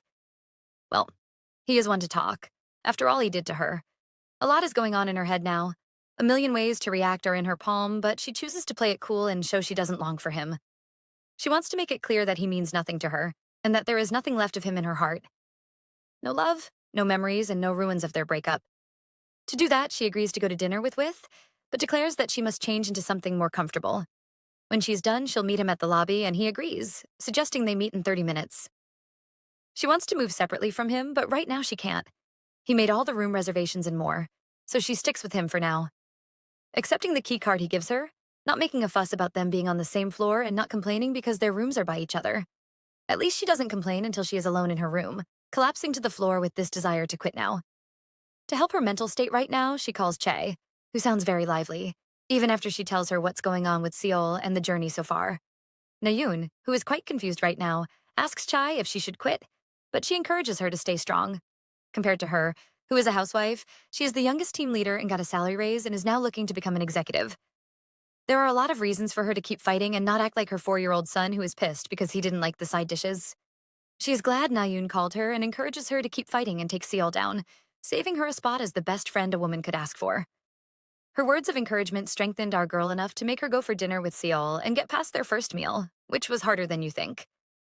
But now he wants to have another drink. Rejecting his offer is the best thing to do, but Nayoon, because of Chae's earlier encouragement, agrees. She plans to crush Seol, yet when he offers her whiskey, she refuses. Her excuse is that she doesn't drink foreign wine, and that hurts him a bit. He is the reason she hates it, though. He knows. Anyway, he suggests they make a toast, and she agrees, even though she remembers him having low alcohol tolerance. After the toast, Seol asks Nayoon if she is comfortable with him joining the company, and she admits she isn't. However, it's not due to leftover feelings, but because seeing him reminds her of her cringy past. She wonders if he knew this before coming to her company, and he confesses he did. Nevertheless, he didn't come here to spite her. He came because the deal her company offered was the best. He could have avoided her when he came, though, but he didn't, as he saw no reason to do so. Now that's a shameless thing to say. After he broke her heart and so many rumors spread about him that affected her, he says this? After he confessed to her and she fell for his looks and charm, and he made her believe he would leave her with memories to look back to? Only to leave memories she doesn't wish to look back to. After all this, he thought there was no reason for him to avoid her? A despicable response indeed, but she shows no reaction, wanting to know why he appointed her deputy team leader of his new project. In his defense, her capability spoke for itself along with the recommendations that followed. Annoyed, she makes it clear that she wishes he had refused and picked someone else, but he claims he saw no reason to do so. With this declaration, he pulls close to her, wrapping her in his woody scent and signature cologne that makes her feel fuzzy. Anyway, he said he had no reason to refuse. Why? She wants to know, and he tells her it's because he wants to be with her. Seriously? This guy? He really knows how to piss a girl off, annoying her to the point that she laughs hysterically. She wants to know if he sees her as a joke or if he enjoys messing with her, but he denies. At this point, with all the painful memories rushing back, she is about to break down, even after taking a gulp of liquor. She is sure that he'll see her as a joke if she cries. Just to be sure, she asks him if he had short-term memory loss, but he claims he didn't, meaning he remembers everything. If so, why is he trying to win her over again? Unwilling to entertain whatever ideas Seol has, Na-yoon begs him to quit now, right now. She has worked too hard to get here, advancing without recommendations or any boost of any kind. She doesn't want him to mess it all up for her, but he responds tenderly, as he did years ago when she fell in love with him. In that tone, he tells her that he can't quit because he worked so hard to get here, and because he prayed to God for a second chance with her. This looks like an answer to his prayer. He doesn't plan to miss it. Those words hit her like ice, strengthening her enough to call him crazy and bathe him in liquor for talking about getting another chance with her. In a fit of rage, she gets up to leave, but stumbles and almost falls when he saves her. With his arms around her, all she can think about is telling him to let go of her, but her lips refuse to speak. Before she knows it, she is at the counter, they are getting cleared, and she starts to wonder if she has ever gotten this drunk before. They only had 2 bottles of soju, and on their way back to the hotel, she is busy calling him crazy for thinking he has a shot at her. During the stroll, even though she is told that she is heading the wrong way, Na-yoon continues until she trips and almost falls again. Out of concern, Seol rushes to her side, but she coldly tells him not to put his hands on her, as if he really cared about her. He won't have brine. Her heart back then. Reluctantly, he obeys, allowing her to walk while he follows closely behind. His presence drives her insane. She demands that he go back to the hotel without her. Like a scolded puppy, he turns to leave and she watches him go, even though she badly wants to call him back. For 7 years, she buried this pain. Now it suddenly looks like it's all about to pour out. By the time she gets to her hotel room, she is crying, not knowing when the tears started, but knowing that it's Seol's fault. It gets worse when he shows up with this poker face, which is the last straw. Unable to push in her emotions any longer, she charges at him, demanding to know why he looks so smug when she is crying. She assumes he takes her as a joke, but he claims he doesn't. Just then she notices his eyes are darker, like some hole she's about to sink into.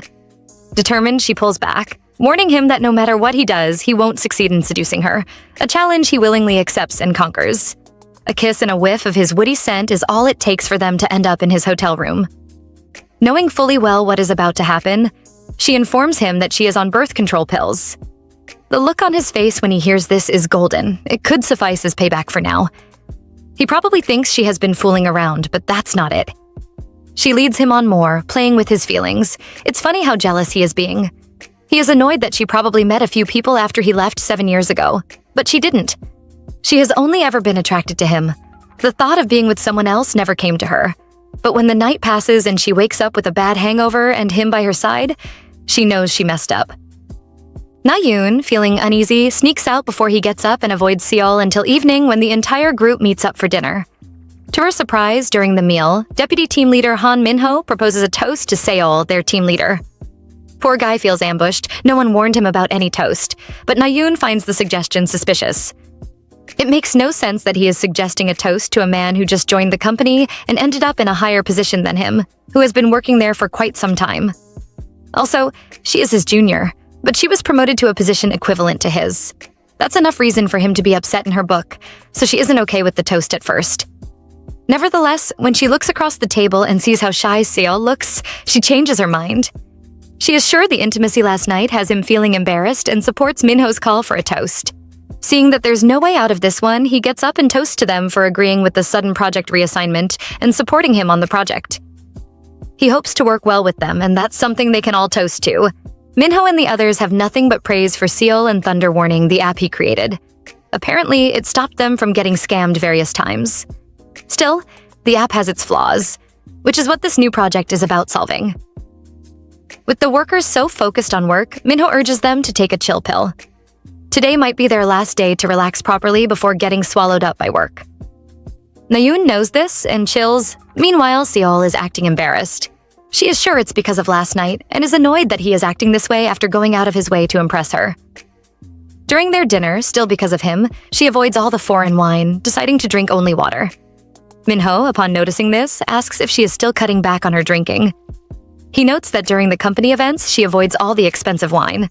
Her excuse is that she had a bad experience with wine once and hasn't been able to drink ever since. Somehow, he gets her, Seol too. That's why he has a troubled expression on his face. Nevertheless, the dinner continues. After sitting there for hours with all focus being paid to him, Na-yoon is fed up. She needs a breath of fresh air and steps out to get some. Not too long after she is out, she runs into Minho. He stepped out earlier, and seeing her here, he wants to know what's going on. At first, she thought it was Seol, but she is glad he isn't and tells him that she came out to speed up digestion. He agrees with the idea, although he wishes she had done this after having dessert since they are about to wrap things up. Right now, she wants something cold to help her with the burning feeling in her stomach. Fortunately for her, the second she thinks this, he suggests they go grab some ice cream.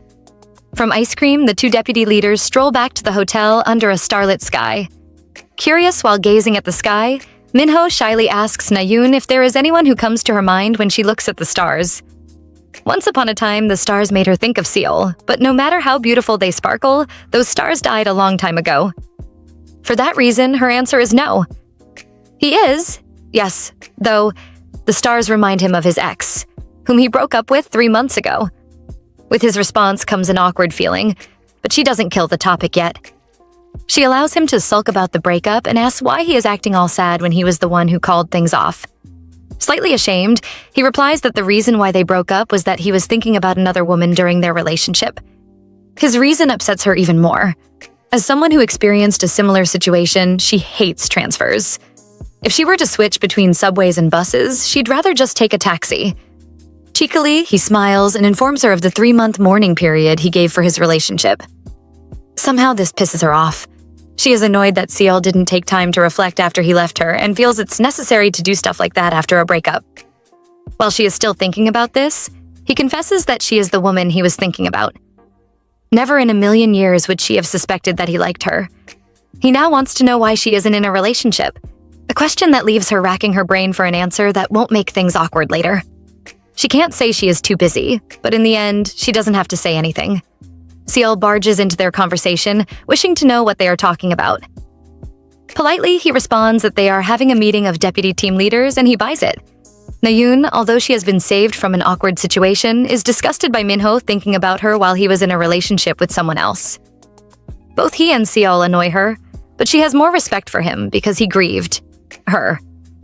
Deep thinking, nonetheless, doesn't stop the men from chatting, and she regains consciousness just as Seol is stretching out a hand to Minho for a handshake. Humbly, he declines, since he had spilt some ice cream on his hand earlier. In that instant, Seol steals a glance at her and then advises that the two head in and get some rest to prepare them for tomorrow's workload. From his tone, she can tell he eavesdropped on them, but doesn't know how much he heard. Humbly, Minho bows and urges him to head in first. He is pissed, but goes ahead regardless, leaving her glad that he didn't make things weirder by stressing on them going in first. On his way back, his rage remains viable to Na-yoon, because of how stiffly he walks back to the hotel. Minho, not knowing about his anger, cracks a joke about his walking step that she finds funny. He is her ex, she doesn't have to treat him with respect, but he is also her team leader, and for her social image and reputation, she shrugs the joke. To prevent any more jokes, she bids her partner goodnight, but he wants to know if she'll give him an answer tomorrow. Na-yoon, firmly and emotionlessly, replies that she has one major relationship rule, and that's never date a guy from work. She is already going places at OI Telecom and intends to continue giving her all to the company. Should they break up, she'd like to know if he'll quit. Nevertheless, he sees no reason to do so, stating that the solution to that would be that they never break up. It's a smooth reply, but she'd rather he didn't switch from confession to proposal. Accepting defeat, he tells her to head in while he'll stay back and have a smoke, and she obeys. He is sad he got rejected, though, and she has him on her mind on her way in. On a plain level, Minho should be every girl's dream man, with his good looks, proper attitude, and a well-paying job. But the thing is, she isn't interested in him. Right now, gazing into the stars, she doesn't even know what being interested is anymore. By morning, he'll be out of her head, surely, especially after the nice shower she has in her room later that night, before she goes to her computer to check her emails. She plans to browse through before calling it a night. But an anomaly in the form of Seol waltzes into her night, preventing that. He is at her door asking to see her, but when she opens up grudgingly, he has this bewildered look on his face. It's almost as if he felt she wouldn't let him in, but she did, and now he wants to know what was going on between her and Minho earlier. Last he checked, they slept together last night, but she decides to dim his candles. According to her, whatever happened yesterday was just a one-time thing. Things like that are to be buried and forgotten. But he doesn't plan to forget. Last night, he declared that he won't miss this second chance, and he was serious. Her words cut like a knife. Even so, she keeps her cool, as she knows that if she budges here, she loses. To make things easier, she tells him the same thing she told Minho, that she doesn't date guys from work. He might be her superior, but they are in the same department, and that's a big no-no for her. Sadly, hearing this, Seol now knows that she rejected Minho. The relieved look on his face irritates Na-yoon, so she messes with him by reminding him that she rejected his first confession. With that in mind, he wants to know if she plans to give the deputy team leader a try if he keeps asking, but she gives an unclear reply. She laughs at the plot that led to them meeting again like this, but he claims he saw this coming, after all. It's only her he has ever had eyes on. Yup, that's all it takes to make her break down again. Amidst tears, she pounds on his chest and reminds him about he broke up with her. How he treated her and how he humiliated her without even mourning their relationship. The little girl from the night he dumped her comes out fully. He agrees he messed up and hasn't forgotten all he did that hurt her. Nevertheless, he lived hoping for the day he'll get to apologize to her and confess again. Why does she get this way because of him? Is it because of the heat in her chest that's caused by her anger towards him? Or because her heart sparks every time she sees him? Anyway, he's talking about apologizing, which takes her back to the night she begged him to stay, but he coldly lit a cigarette and rejected her. She remembers how much she cried that night and wants to know if he suddenly wants her after meeting various women and finding out what a catch she was. She thought rationally with others, but he made her get unreasonable. Unreasonable enough to ask him if he is going to use his position against her, now that she is rejecting him. She assumes he is doing all this to force her to quit. Emotional rubbish that she is spewing, but she cannot control. Touched by her resolve, he promises her that he is truly in love with her and wants another chance. There's no alcohol this night, her head is clear, yet she permits him to try to get her again. Also, she'll like him to try seducing her again, and he wraps her in an embrace that feels like it was made for just her. Once more, he apologizes for everything, and all she can say is that she is going to put him through hell. She might just thoughtlessly break his spirit, it's risky, but this is a risk he is willing to take. Just when we think things wouldn't get any stranger than they are, Na-yoon asks Seol if they can sleep together often. The man she knew from way back could never accept a deal like this, but this Seol does. Anything as far as he gets to be hers is fine with him. Okay, they are both crazy about each other, even though she is starting to feel guilty about her request. Anyway, it's late and she wants to get some rest. For that to happen, he needs to leave, and she orders him to do so. He leaves, hoping to return tomorrow night to kick off their agreement. Just like that, the day ends with a cold night and is replaced by a bright, warm morning. By the time she heads down to get to work, Minho is already seated with Seol and 2 cups of coffee, one from each man. Which should she drink? If she takes Minho's own, she gets the chance to mess with Seol, but she'll also give the man the impression that she likes him. To prevent that, she'll have to take the latter's. She'd love to mess with Seol, no doubt, but maybe it's best if she turns them both down. She has revenge in mind, but if she were 20, she wouldn't have. If it were back then and she had this dilemma, she'd probably go for her best coffee, but she isn't. In the end, it looks like she won't have to pick anyone, with her colleague Ha-young offering to take 1 coffee off her hand. She hasn't had her coffee and it's getting close to meeting time. Willingly, Na-yoon asks her to pick which she wants and she asks for Minho's coffee. He's sad, but he covers it with a smile, while Seol also has a smile on, because Na-yoon has to drink the coffee he got her. She ends his smile by smiling back at Minho and reluctantly drinks the brand of coffee she has avoided for 7 years. After that day, things are quiet, but the routine is getting choking. It's so tight that during lunch, Ha-young complains to Na-yoon. When she was her age, she didn't have time to complain. Still, she understands her. When they return to work that afternoon, both ladies are pleased when Minho brings up the idea of them going on a trip. When Seol hears about it, he invites him too, but she is sure he won't do that if he knew it was Seol who gave her the second coffee. She remembers when they were in school and Tae, Seol's best friend, didn't know he liked her. It's just like now. The man is so skilled at hiding how he really feels. Out of curiosity, he wants to know who is going on the trip. When he hears it's Na-yoon, Minho, and Ha-young, he decides to tag along too. Nevertheless, he shifts the trip to the following day, with the amount of work he drops on their almost free plate. She can see how much he detests Minho from the way he glares at him while talking to him and finds that attractive, even if she shouldn't. That doesn't stop her from completing the work he assigned to her, and with her fellow deputy team leader, she finishes his. Their trip is back on again. He commends them for rounding up quickly, rewarding Minho with an evening off, but he asks to see her in his office. For the man who is to try to woo her with all his might, to cancel her trip, she's livid. That doesn't stop her from respecting his position as team leader and going to hear what he has to say. Before he gets to it, he offers her a seat. Once seated, she asks why he summoned her. His reason is rather dumb. He wants her to sit still for 30 minutes. Why? To help him sharpen his senses against enemy provocation. The enemy is Minho, who has no idea he is being hated on. She doesn't think it's ethical for a team leader to pick on a deputy to dislike, yet he says nothing. As for what she'll do for 30 minutes, he orders her to go through the document she sent him and fix the flaws. She already thinks her work is flawless, and they end up arguing about it until Ha-young calls out to her. For the sake of the intruders, he will let her go on the trip, but he'll send them off first and go with her later on.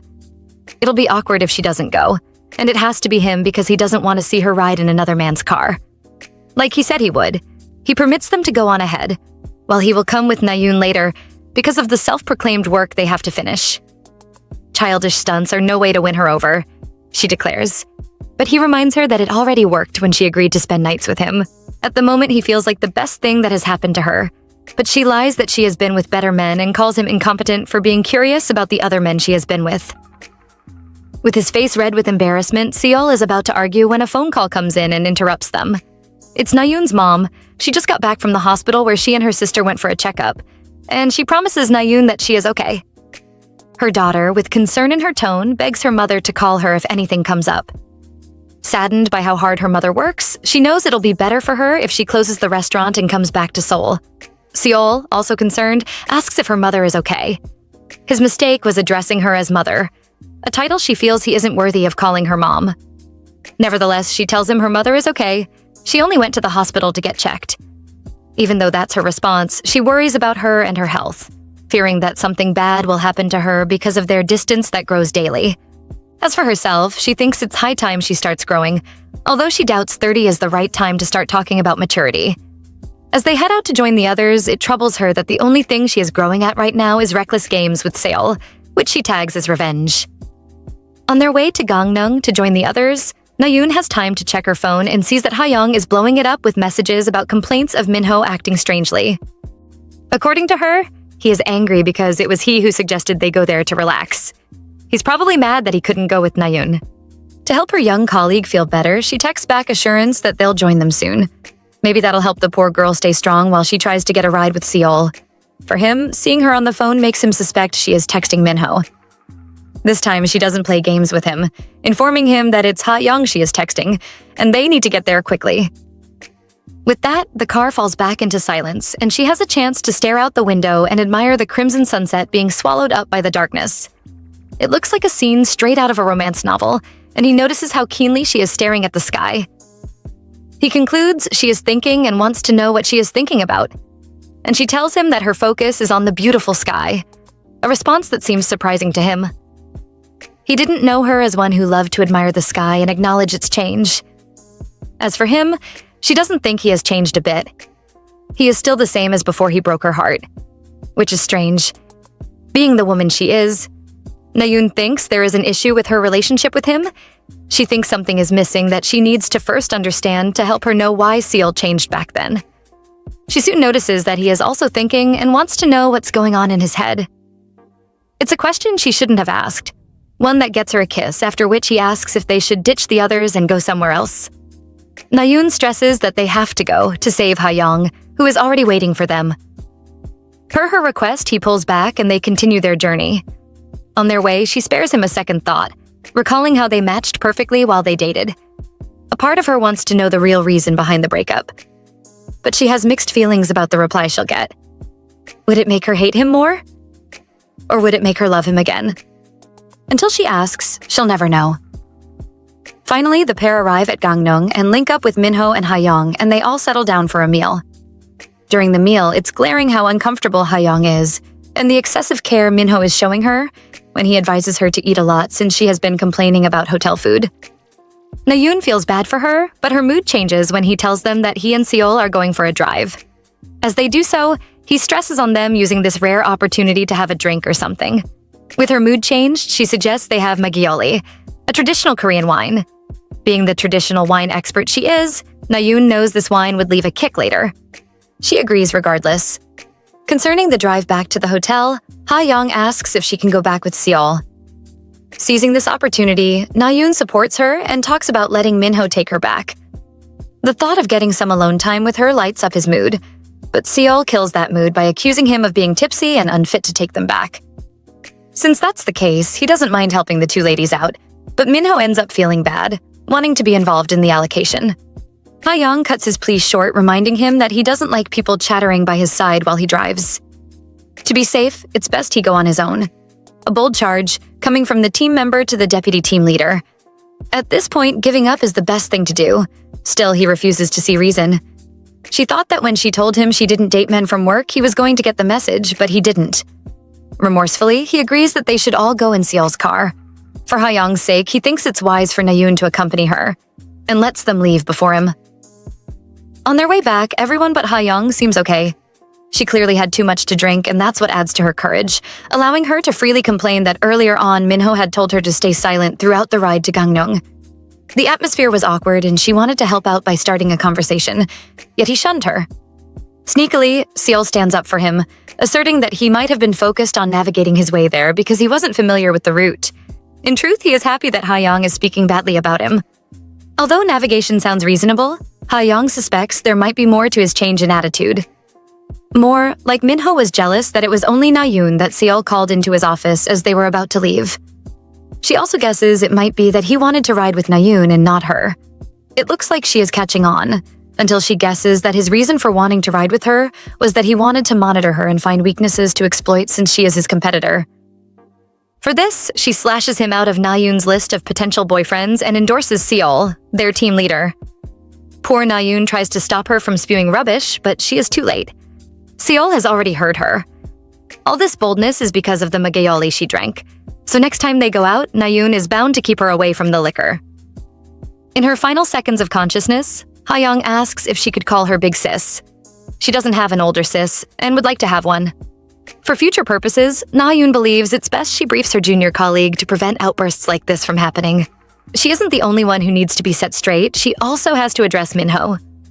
For that, she dials him up and plans to meet. Initially, the plan is to meet at a cafe, but since the topic is too sensitive, she asks if they can meet in his car. That would have been a good idea, but their images would be messed up if anyone saw them together at such a late time. They end up agreeing to meet in her room. If they are spotted, he plans to lie that they were working and intends to bring his laptop along to support the preordained lie. 10 minutes after the call, she is done setting her room up when she hears a knock at the door.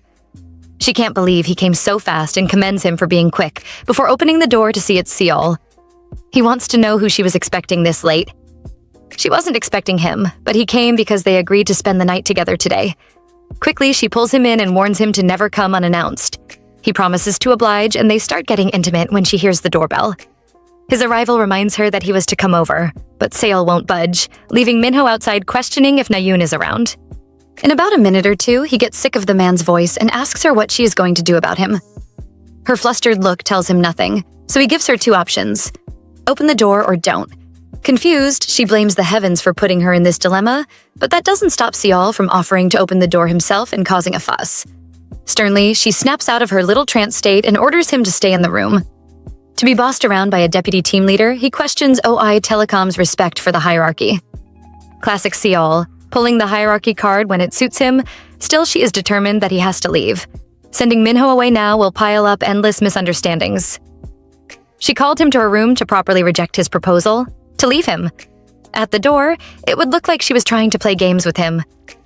She has to set things straight with him, but before she can figure out what to do, Seol's jealousy kicks in. He believes Minho came on his own accord, but when Na-yoon admits she called him over, he starts to panic. He assumes he is not enough for her, wanting to know why, but she can't even think of a response to give him, with her guest getting impatient. She promises to let him in soon and orders Seol to get into the room she is pointing at. She adds that she called her co-deputy team leader over to discuss something important with him. "What's that?" he asks, but she can't tell him. All she wants now is for him to get into the closet. Finally, he agrees to hide, in exchange for one wish. Should she refuse, he will walk out the door immediately. A slight threat she can't take lightly. Her silence is the signature he needs to sign their arrangement, but as he goes into the room, he warns that if he senses any indecency, he'll run into the room like a mad dog. She'll get back to him later and lets Minho in, apologizing for keeping him waiting for so long. When they settle down, she apologizes again for making him come out late. Tired of the apologies, he asks her to go straight to the point, and she does, starting by calling back the events of the night of the project team's first meeting. It was the night he confessed to her, and she believes she didn't give him a reasonable answer then. She wants to do that now, but first she allows him to air his mind. This meeting is aimed at cutting all lingering feelings, meaning she has to hear him out first. Whatever he says won't change anything, though. She just has to do it this way so he'll leave her alone. It was the same with Seol when they were younger, but she didn't end things properly. Instead, she let them grow and ended up broken. Determined to ensure that the mistake doesn't repeat itself, she listens to his tale of how he fell in love with her. She was 24 back then, full of life, and from then until now, 7 years in total, he has been in 3 or 4 different relationships, but he didn't know of her being in any relationship. On the night of the first project team meeting, after they talked, he could tell she had one hell of a relationship. It was a giving college romance vibe, and she agrees it was indeed a college romance. She confesses that the relationship left her shaken, and things felt worse because they had overlapping friends, classmates, seniors, and juniors. With the breakup came crashing down a whole network of relationships, making social events like Che's wedding awkward. When she was around mutual friends, they kept talking about him. He guesses it must have been hard for her, talking like he's been there before. According to him, that's how 20s normally are. Relationships make them feel like connections that determine people's entire social lives. Curious, she asks if he experienced the same, and he did. He knows that practically everyone faces the same. He can now see why she doesn't want to date someone from work, but there's more to it. She just doesn't want to get broken again, because if that happens now, she doesn't see herself recovering from it. Minho, nevertheless, pushes on, agreeing that he had the same fears, but he didn't bring up his interest in her, so they could break up minutes after dating. He agrees that if they did get into a relationship and break up, it would be hard for them at work, and one of them would have to quit because the company isn't that big, and rumors could spread like wildfire. He gave this some serious thought and hates that this is what he wants. He isn't looking for a fling, but someone he can spend the rest of his life with, and he sees that person in her. He envisions only good things in their future, and she would like to subscribe to that dream, but she can't. Sure, he is good-looking and an ideal person for her, but she isn't romantically attracted to him and believes unhappiness is always around the corner. Their conversation is heading to its climax when her mother calls, and he wants to know if she has to take it. He worries about the woman's health, but is assured she is okay, and Na-yoon wants to call her later. For now, she wants them to continue their chat, however, he sees no need for them to do so. He's a smart man, and he already knows what she is about to say. Since they started their chat, she has been circling around it. She can tell he isn't romantically attracted to her, which is true. Looking back, when she rejected Seol's first proposal, she felt awful, like she had hurt someone. Now, she doesn't feel pain, but regret. Regret that she feels no attraction to a genuinely good person who spared someone like her a thought for so long. Anyway, he knows she called him here to set things straight and plans to oblige for now, keeping things professional for the time being. Nevertheless, he'd like to know her type. Of all the men she has met, her type has always been Seol, a man who could make her heart tingle, spark, and race. She can't tell him that. Instead, she claims she doesn't know her type. Well, that's all he has to hear, before announcing his intention to leave. He is almost at the door when she speaks up for Ha-young, pleading that he treat her nicer. No can do. All he wants from Ha-young is competence. Telling her to stay silent throughout the drive is something he'd still do if he had to. He makes it clear that he is not some shallow person who is nice to everyone, but a man who shows kindness only to the one he has set his heart on. That's why he was kind to her. Seeing that she can't do anything about his relationship with his junior, she stays silent, letting him leave, before he asks for a final request. A hug? Na-yoon senses no lust there. She sees it as a final goodbye to a man she rejected, but her jealous ex thinks otherwise. As the hug continues, she fears he'll rush out and cause a scene, so she cuts it short and a defeated Minho leaves. As soon as he's out, Seol rushes in and gives her a hug of his own. Initially, she urges him to let her go, but stops when she notices how fast his heart is pounding. Eventually, she gets tired and questions the reason behind the hug. He replies that he is disinfecting her, cleansing Minho's scent, aura, and all his thoughts about her. He makes it sound like the man is a hardcore villain. She tries to tell him she didn't just come back from hell, but he disagrees, adding that he too experienced hell, but in a good way. Although he had to bear her talking to another man, he got to sit on her bed after so long. He also got to inspect her teddy that she never goes to bed without. Now she contemplates throwing it away and demands that he unhand her. He would, but she did promise him a wish. He plans to cash in on that promise, yet she denies ever making one. Upset, he pulls out his phone and plays a recording of Minho when he asked her for a hug. He didn't want to go this far, but desperate times call for desperate measures. To Na-yoon, this looks like blackmail, making her challenge his sanity. Calmly, he asserts that he is sane. He only made the recording for safety measures. She refuses to believe, allowing him to ramble about his lack of trust in Minho. He doesn't trust any man left alone with a woman in such a late hour. She attempts to defend him, but gives up and requests that he delete the recording. Nothing happened between them after all. Seol is willing to do so after she fulfills her end of their agreement. Fed up with his resilience, she decides to hear him out. Sheepishly, he asks that she let him stay until she falls asleep, a request that touches her soul. His eyes are filled with the same affection from back then, making her note that his mark spanned deeper than she thought. She wonders if, when he saw her teddy, he assumed she was scared to sleep on her own, and is willing to grant his wish if he assures her he'll behave himself. Their discussion is cut short when her aunt calls, reminding her that she missed her mother's call. When she picks, it turns out to be her mother, who expresses disappointment in her. She has called various times but got no response, only to call with her sister's phone, and she took the call immediately. Na-yoon apologizes, explaining that she was in a meeting earlier.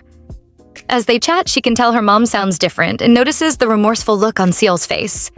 She doesn't know what's going on in his head, but things get awkward when her mother talks about a date she set up for her. She urges her daughter to meet with the guy just once and see how it goes, but she ends up being too audible and Seol hears about it. The call goes on. Her mother keeps stressing about her meeting this man so she can be close to her family, and Na-yoon's excuse is that she is too busy right now. She requests that they postpone this conversation, but her mom is unwilling to do so. She complains about her being too busy to even visit her, and they conclude that she will do so by the weekend. With that, she bids Na-yoon good night, leaving her with Seol, who looks like the call broke him. This is the first time her mother is bugging her about marriage. In the past, she kept encouraging her, advising her to put her happiness first and make good choices. This woman, so focused on getting married, is someone she doesn't really recognize. To be sure all is well, she texts her aunt to find out what the matter is. Her aunt believes she is reacting this way because they got a wedding invitation. This is a common reaction among mothers, that's why she breathes a sigh of relief. Now that she is off her phone, he seeks to know if her mother is okay. Na-yoon replies that she is and heads in to get ready for bed. When she is done, she links up with him and they both go to bed, like they did in their college days. He agrees he'd behave himself, but once the lights go out, she calls to her, seeking intimacy. Surprisingly, she complies, not sure why she is running back into the darkness that it took her so long to escape from. Unlike the first time, he seems so vulnerable, showing weakness that he never showed before. This moment with Seol reminds Na-yoon of the good days and how fun their relationship was. Now, unlike then, she notices how careful he is being around her. Although she kept her guard up when fate brought him back to her life, although she made him want her and agreed to spend nights with him like she was doing him a favor, in her heart of hearts, she knew it was all for herself. She wanted him since the day she set eyes on him again. Nevertheless, she still doesn't know why he switched on her. With held-back tears, she asks why, but he replies with further intimacy. The longing is something they have in common, but she can see that he is avoiding the question. By midnight, her head is clear, and the feelings she has for him are still there. Sure, she can't turn back time and find out why he left, but she can set limits in the present, though. Determined, she makes up her mind that no matter what happens, anything that still hurts at the end of the project ends with the project's completion. By morning, she is at work. Earlier on, she had this reluctance to show up to work today. She didn't know why. until she is faced with Ha-young, who saw someone leave her room last night and wants to know if her visitor is the reason why she looks sleep-deprived. 2 men came to her room last night, so she needs to know which Ha-young saw and the time she saw him. Fortunately, she saw Minho leave her room with his laptop and some files. She assumes they might have been a smokescreen and warns Na-yoon to be wary of him because of how mean he is. What she saw made her worry, allowing her to get next to no sleep. When she woke up, the first thing she did was head to Na-yoon's room. That's when she stumbled upon Seol leaving her room. Wow, she didn't see just one, but 2 of them, and guesses that Na-yoon didn't get sleep because she was up all night working. Ha-young just helped her cover her own tracks, and she is an honest person, a trait that makes it easy for Na-yoon to instruct her not to tell anyone what she saw and be sure she won't spill. As for the men, she texts each about Ha-young, spotting them leaving her room. She plans to use this opportunity to put some distance between her and Seol by advising him not to come see her at night for the time being. For some reason, Minho isn't at work today. It's because she rejected him?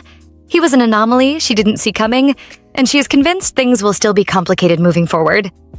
She hates when things get complicated and prays they finish up the project soon.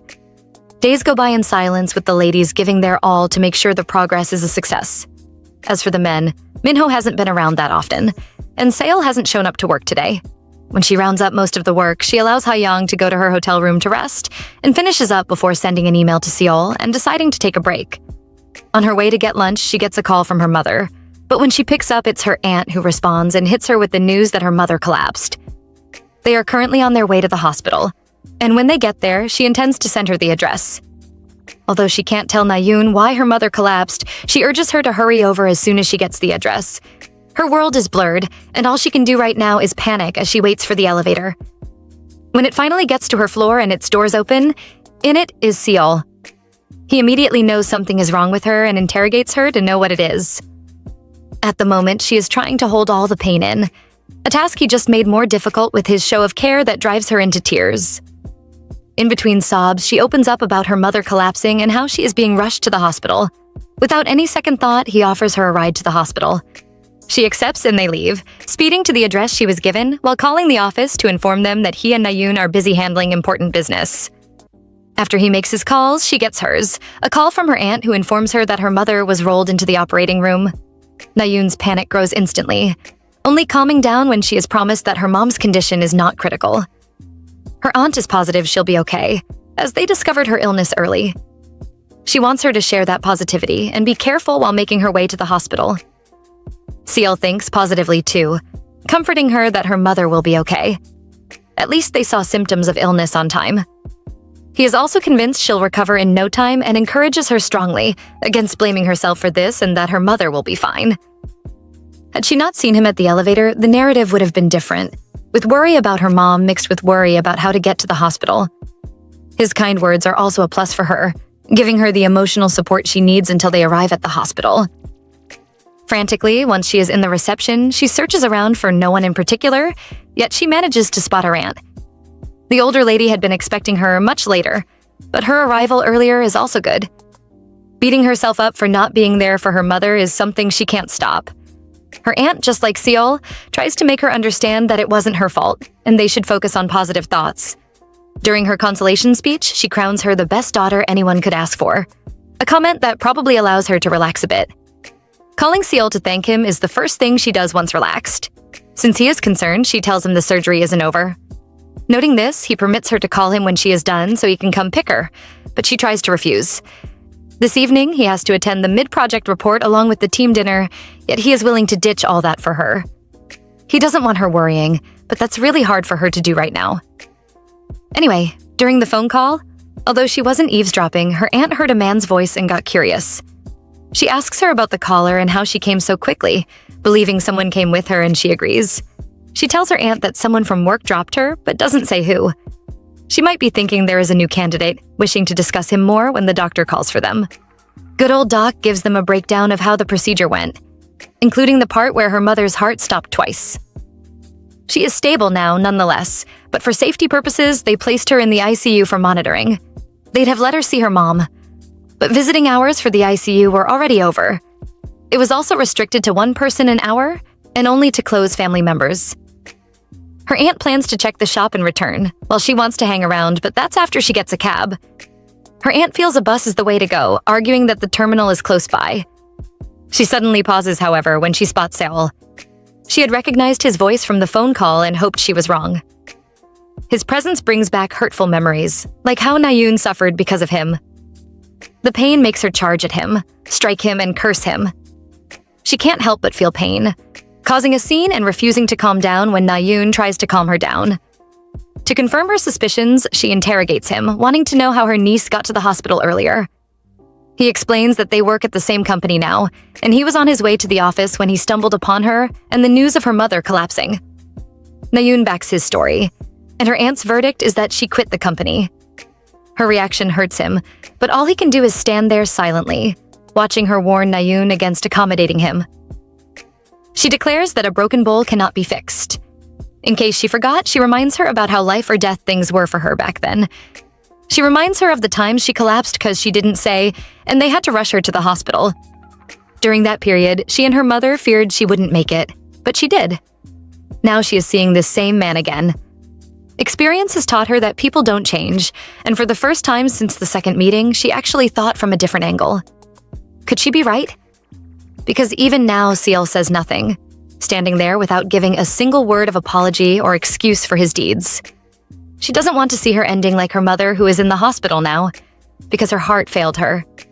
She had longed for her husband to return, staring at the sea all the time. She doesn't know how her sister held this long, but she is looking to save her niece. For her sake, she asks him why he came back suddenly after leaving. Is he shameless, thoughtless, or dumb? Why is he doing all this? Subsequently, her aunt leaves, and it's probably time to address Seol. The silence at the moment is loud, and all Na-yoon can think about is flowers. They suffer bugs, harsh seasons, and trying times, but they still bloom in the end. With a weak smile, she consoles Seol, asking him not to take her aunt's words to heart. She apologizes on behalf of her aunt, insinuating that her outburst must be a combination of seeing her after all this time and her mother's collapse. Foolishly, listening to her aunt's words showed her exactly what she had been avoiding until now. She admits she is glad her aunt scolded him and has made up her mind that no matter the harsh seasons that come her way, she wants to face them with Seol by her side. Days go by in dreadful silence, and her mother is still in the hospital. Finally, the silence is broken when her mother asks her if she is still seeing Seol. She concludes that it was her aunt who sold her out, but it wasn't. She just noticed her daughter's face was brighter and had a hunch concerning the reason behind that smile. The chances of her falling for someone else were low. For being right, she jokes about going to an audition to become a shaman. When she decides she is done messing with her, she reveals that it was the nurse who helped her know about Seol. She thought he was Na-yoon's boyfriend, and from the description she gave, she could tell who it was. Her mom wishes to know how they met again, and she tells her about him joining her company. She adds that they aren't official yet, but he hasn't gone to work and has stayed around the hospital for a week now. As curious, she asks her if she is pushing him away and advises her to follow her joy. Life is too short, but she advises her not to do things that her heart doesn't support. All this is what she thought about when she struggled between life and death. In line with her own advice, she plans to close her restaurant and open a small cafe with the money she has saved. Her reason is that she can no longer keep up with running it, away from herself. She wants to talk about Seol. If it were up to Na-yoon's mom, she wouldn't let her daughter hang out with him. But it's up to Na-yoon. Still, she knows a true relationship survives with trust. She knows Na-yoon is oblivious to the reason why Seol switched the way he did, and out of care, asks her if she can trust him. Instead of answering that question, she throws one at her mother, wanting to know if trust was the reason why she waited for her father. It's a blow she didn't expect, and although Na-yoon's 1 hour is up, she replies that she does wait for her husband because she trusts him. He has never hurt her feelings, something she taunts Na-yoon for not being able to brag about. Leaving the ward that day, she goes out with one thing. If someone can't give you trust, then that person is not the one. It's the point her mother tried to make and the reason why she wants to be with Seol but hesitates. At the lobby, she meets up with him, thinking about how they never discussed the breakup. If it wasn't work, then it was something else that stopped them from addressing it. Right now, there is no obstacle, but she doesn't know if now is the right time to ask. She is about to do it, but he shows affection and care, inquiring about her mother's well-being. He also notes that she looks tired, so they should head back to the motel. These and his setting everything aside to be with her through these trying times. make her conclude she needs no further confirmation, and they head back together. At the motel, she moodily asks him to go back without her. She took a leave that will last until her mother is discharged and the company needs him. Currently, it's in chaos, and the project is suffering lag. Even so, he thinks being with her is more important than all that. He knows work can wait. That's a given. But her mother's illness cannot wait. His excuse means nothing to her. She isn't asking him to leave, she is harshly demanding he does so. He worked so hard on Thunder Warning, and modifying it is his first project in OI Telecom. She doesn't want him throwing all that away. A stubborn seal doesn't care. He claims to be with her now because she is struggling. Sadly, his response was not romantic at all. She finds it appalling.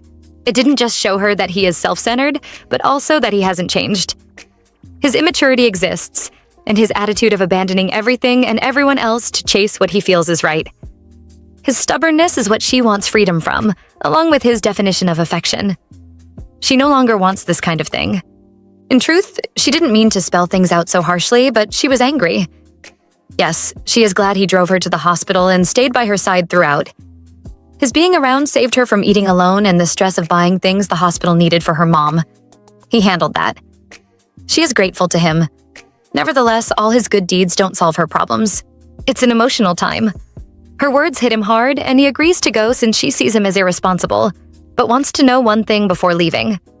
He wants to know if she will trust him and give him a second chance after he sets the project in order. The look in his eyes shows desperation when it was he who called off the relationship in the first place. Once more, she is faced with a familiar warmth that usually clouds her decision-making. This time, however, she is focused enough to ask him to pull back from her and go. Her mom would be discharged soon, so she wants to take care of things on her own until then. Concerning her discharge day, he asks if he can come. Seriously? Her aunt almost chewed him up. What would her mother do? What'll he say to her? His stubbornness remains, so he requests that she call him when her mother is discharged. His desire to pick her up remains, nevertheless, she declines his offer, breaking his heart and subsequently making him leave silently. Alone, she breaks down again, but she loosens up in the coming days, especially the day her mother gets discharged. She helps her back home and wishes to do more to help, but her mother wants her to go back to work. Her aunt, on the other hand, doesn't mind her quitting and coming to join the new cafe as a barista. Her mother's will to keep fighting helps her confirm that she is truly her mother's daughter. Later on, she leaves her mom and aunt with a weak smile, sure that her mom could tell she was worrying about Seol. Can't blame her, their last meeting was a bust. From her parents' house, Nayoon takes a train to link up with her best friend Chai.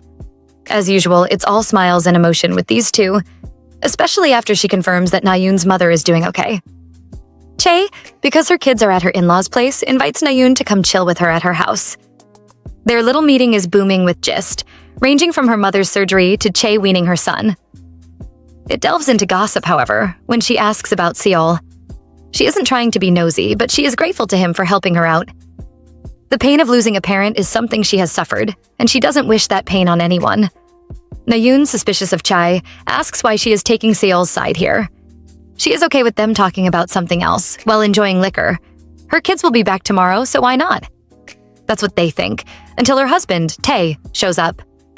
He left the kids with his parents and rushed back to get intimate with his wife, but he can see they have an intruder. His wife promises him he'll get his time when she is done with their girls' hangout, but he wants to be involved. They are all friends, after all. Watching them argue playfully, she is once again left in the third wheel seat, a chair she is used to. About Seol? She questions. Take about him, wanting to know if they had spoken recently. He assumes she is asking because of how helpful he was to her, and drops the bomb about Seol losing his mother to an illness. Was that why he went all out for her mom? She can't say for sure. Still, she feels guilty all of a sudden. If you enjoyed this so far, please comment Nayoon below. Until next time, ciao.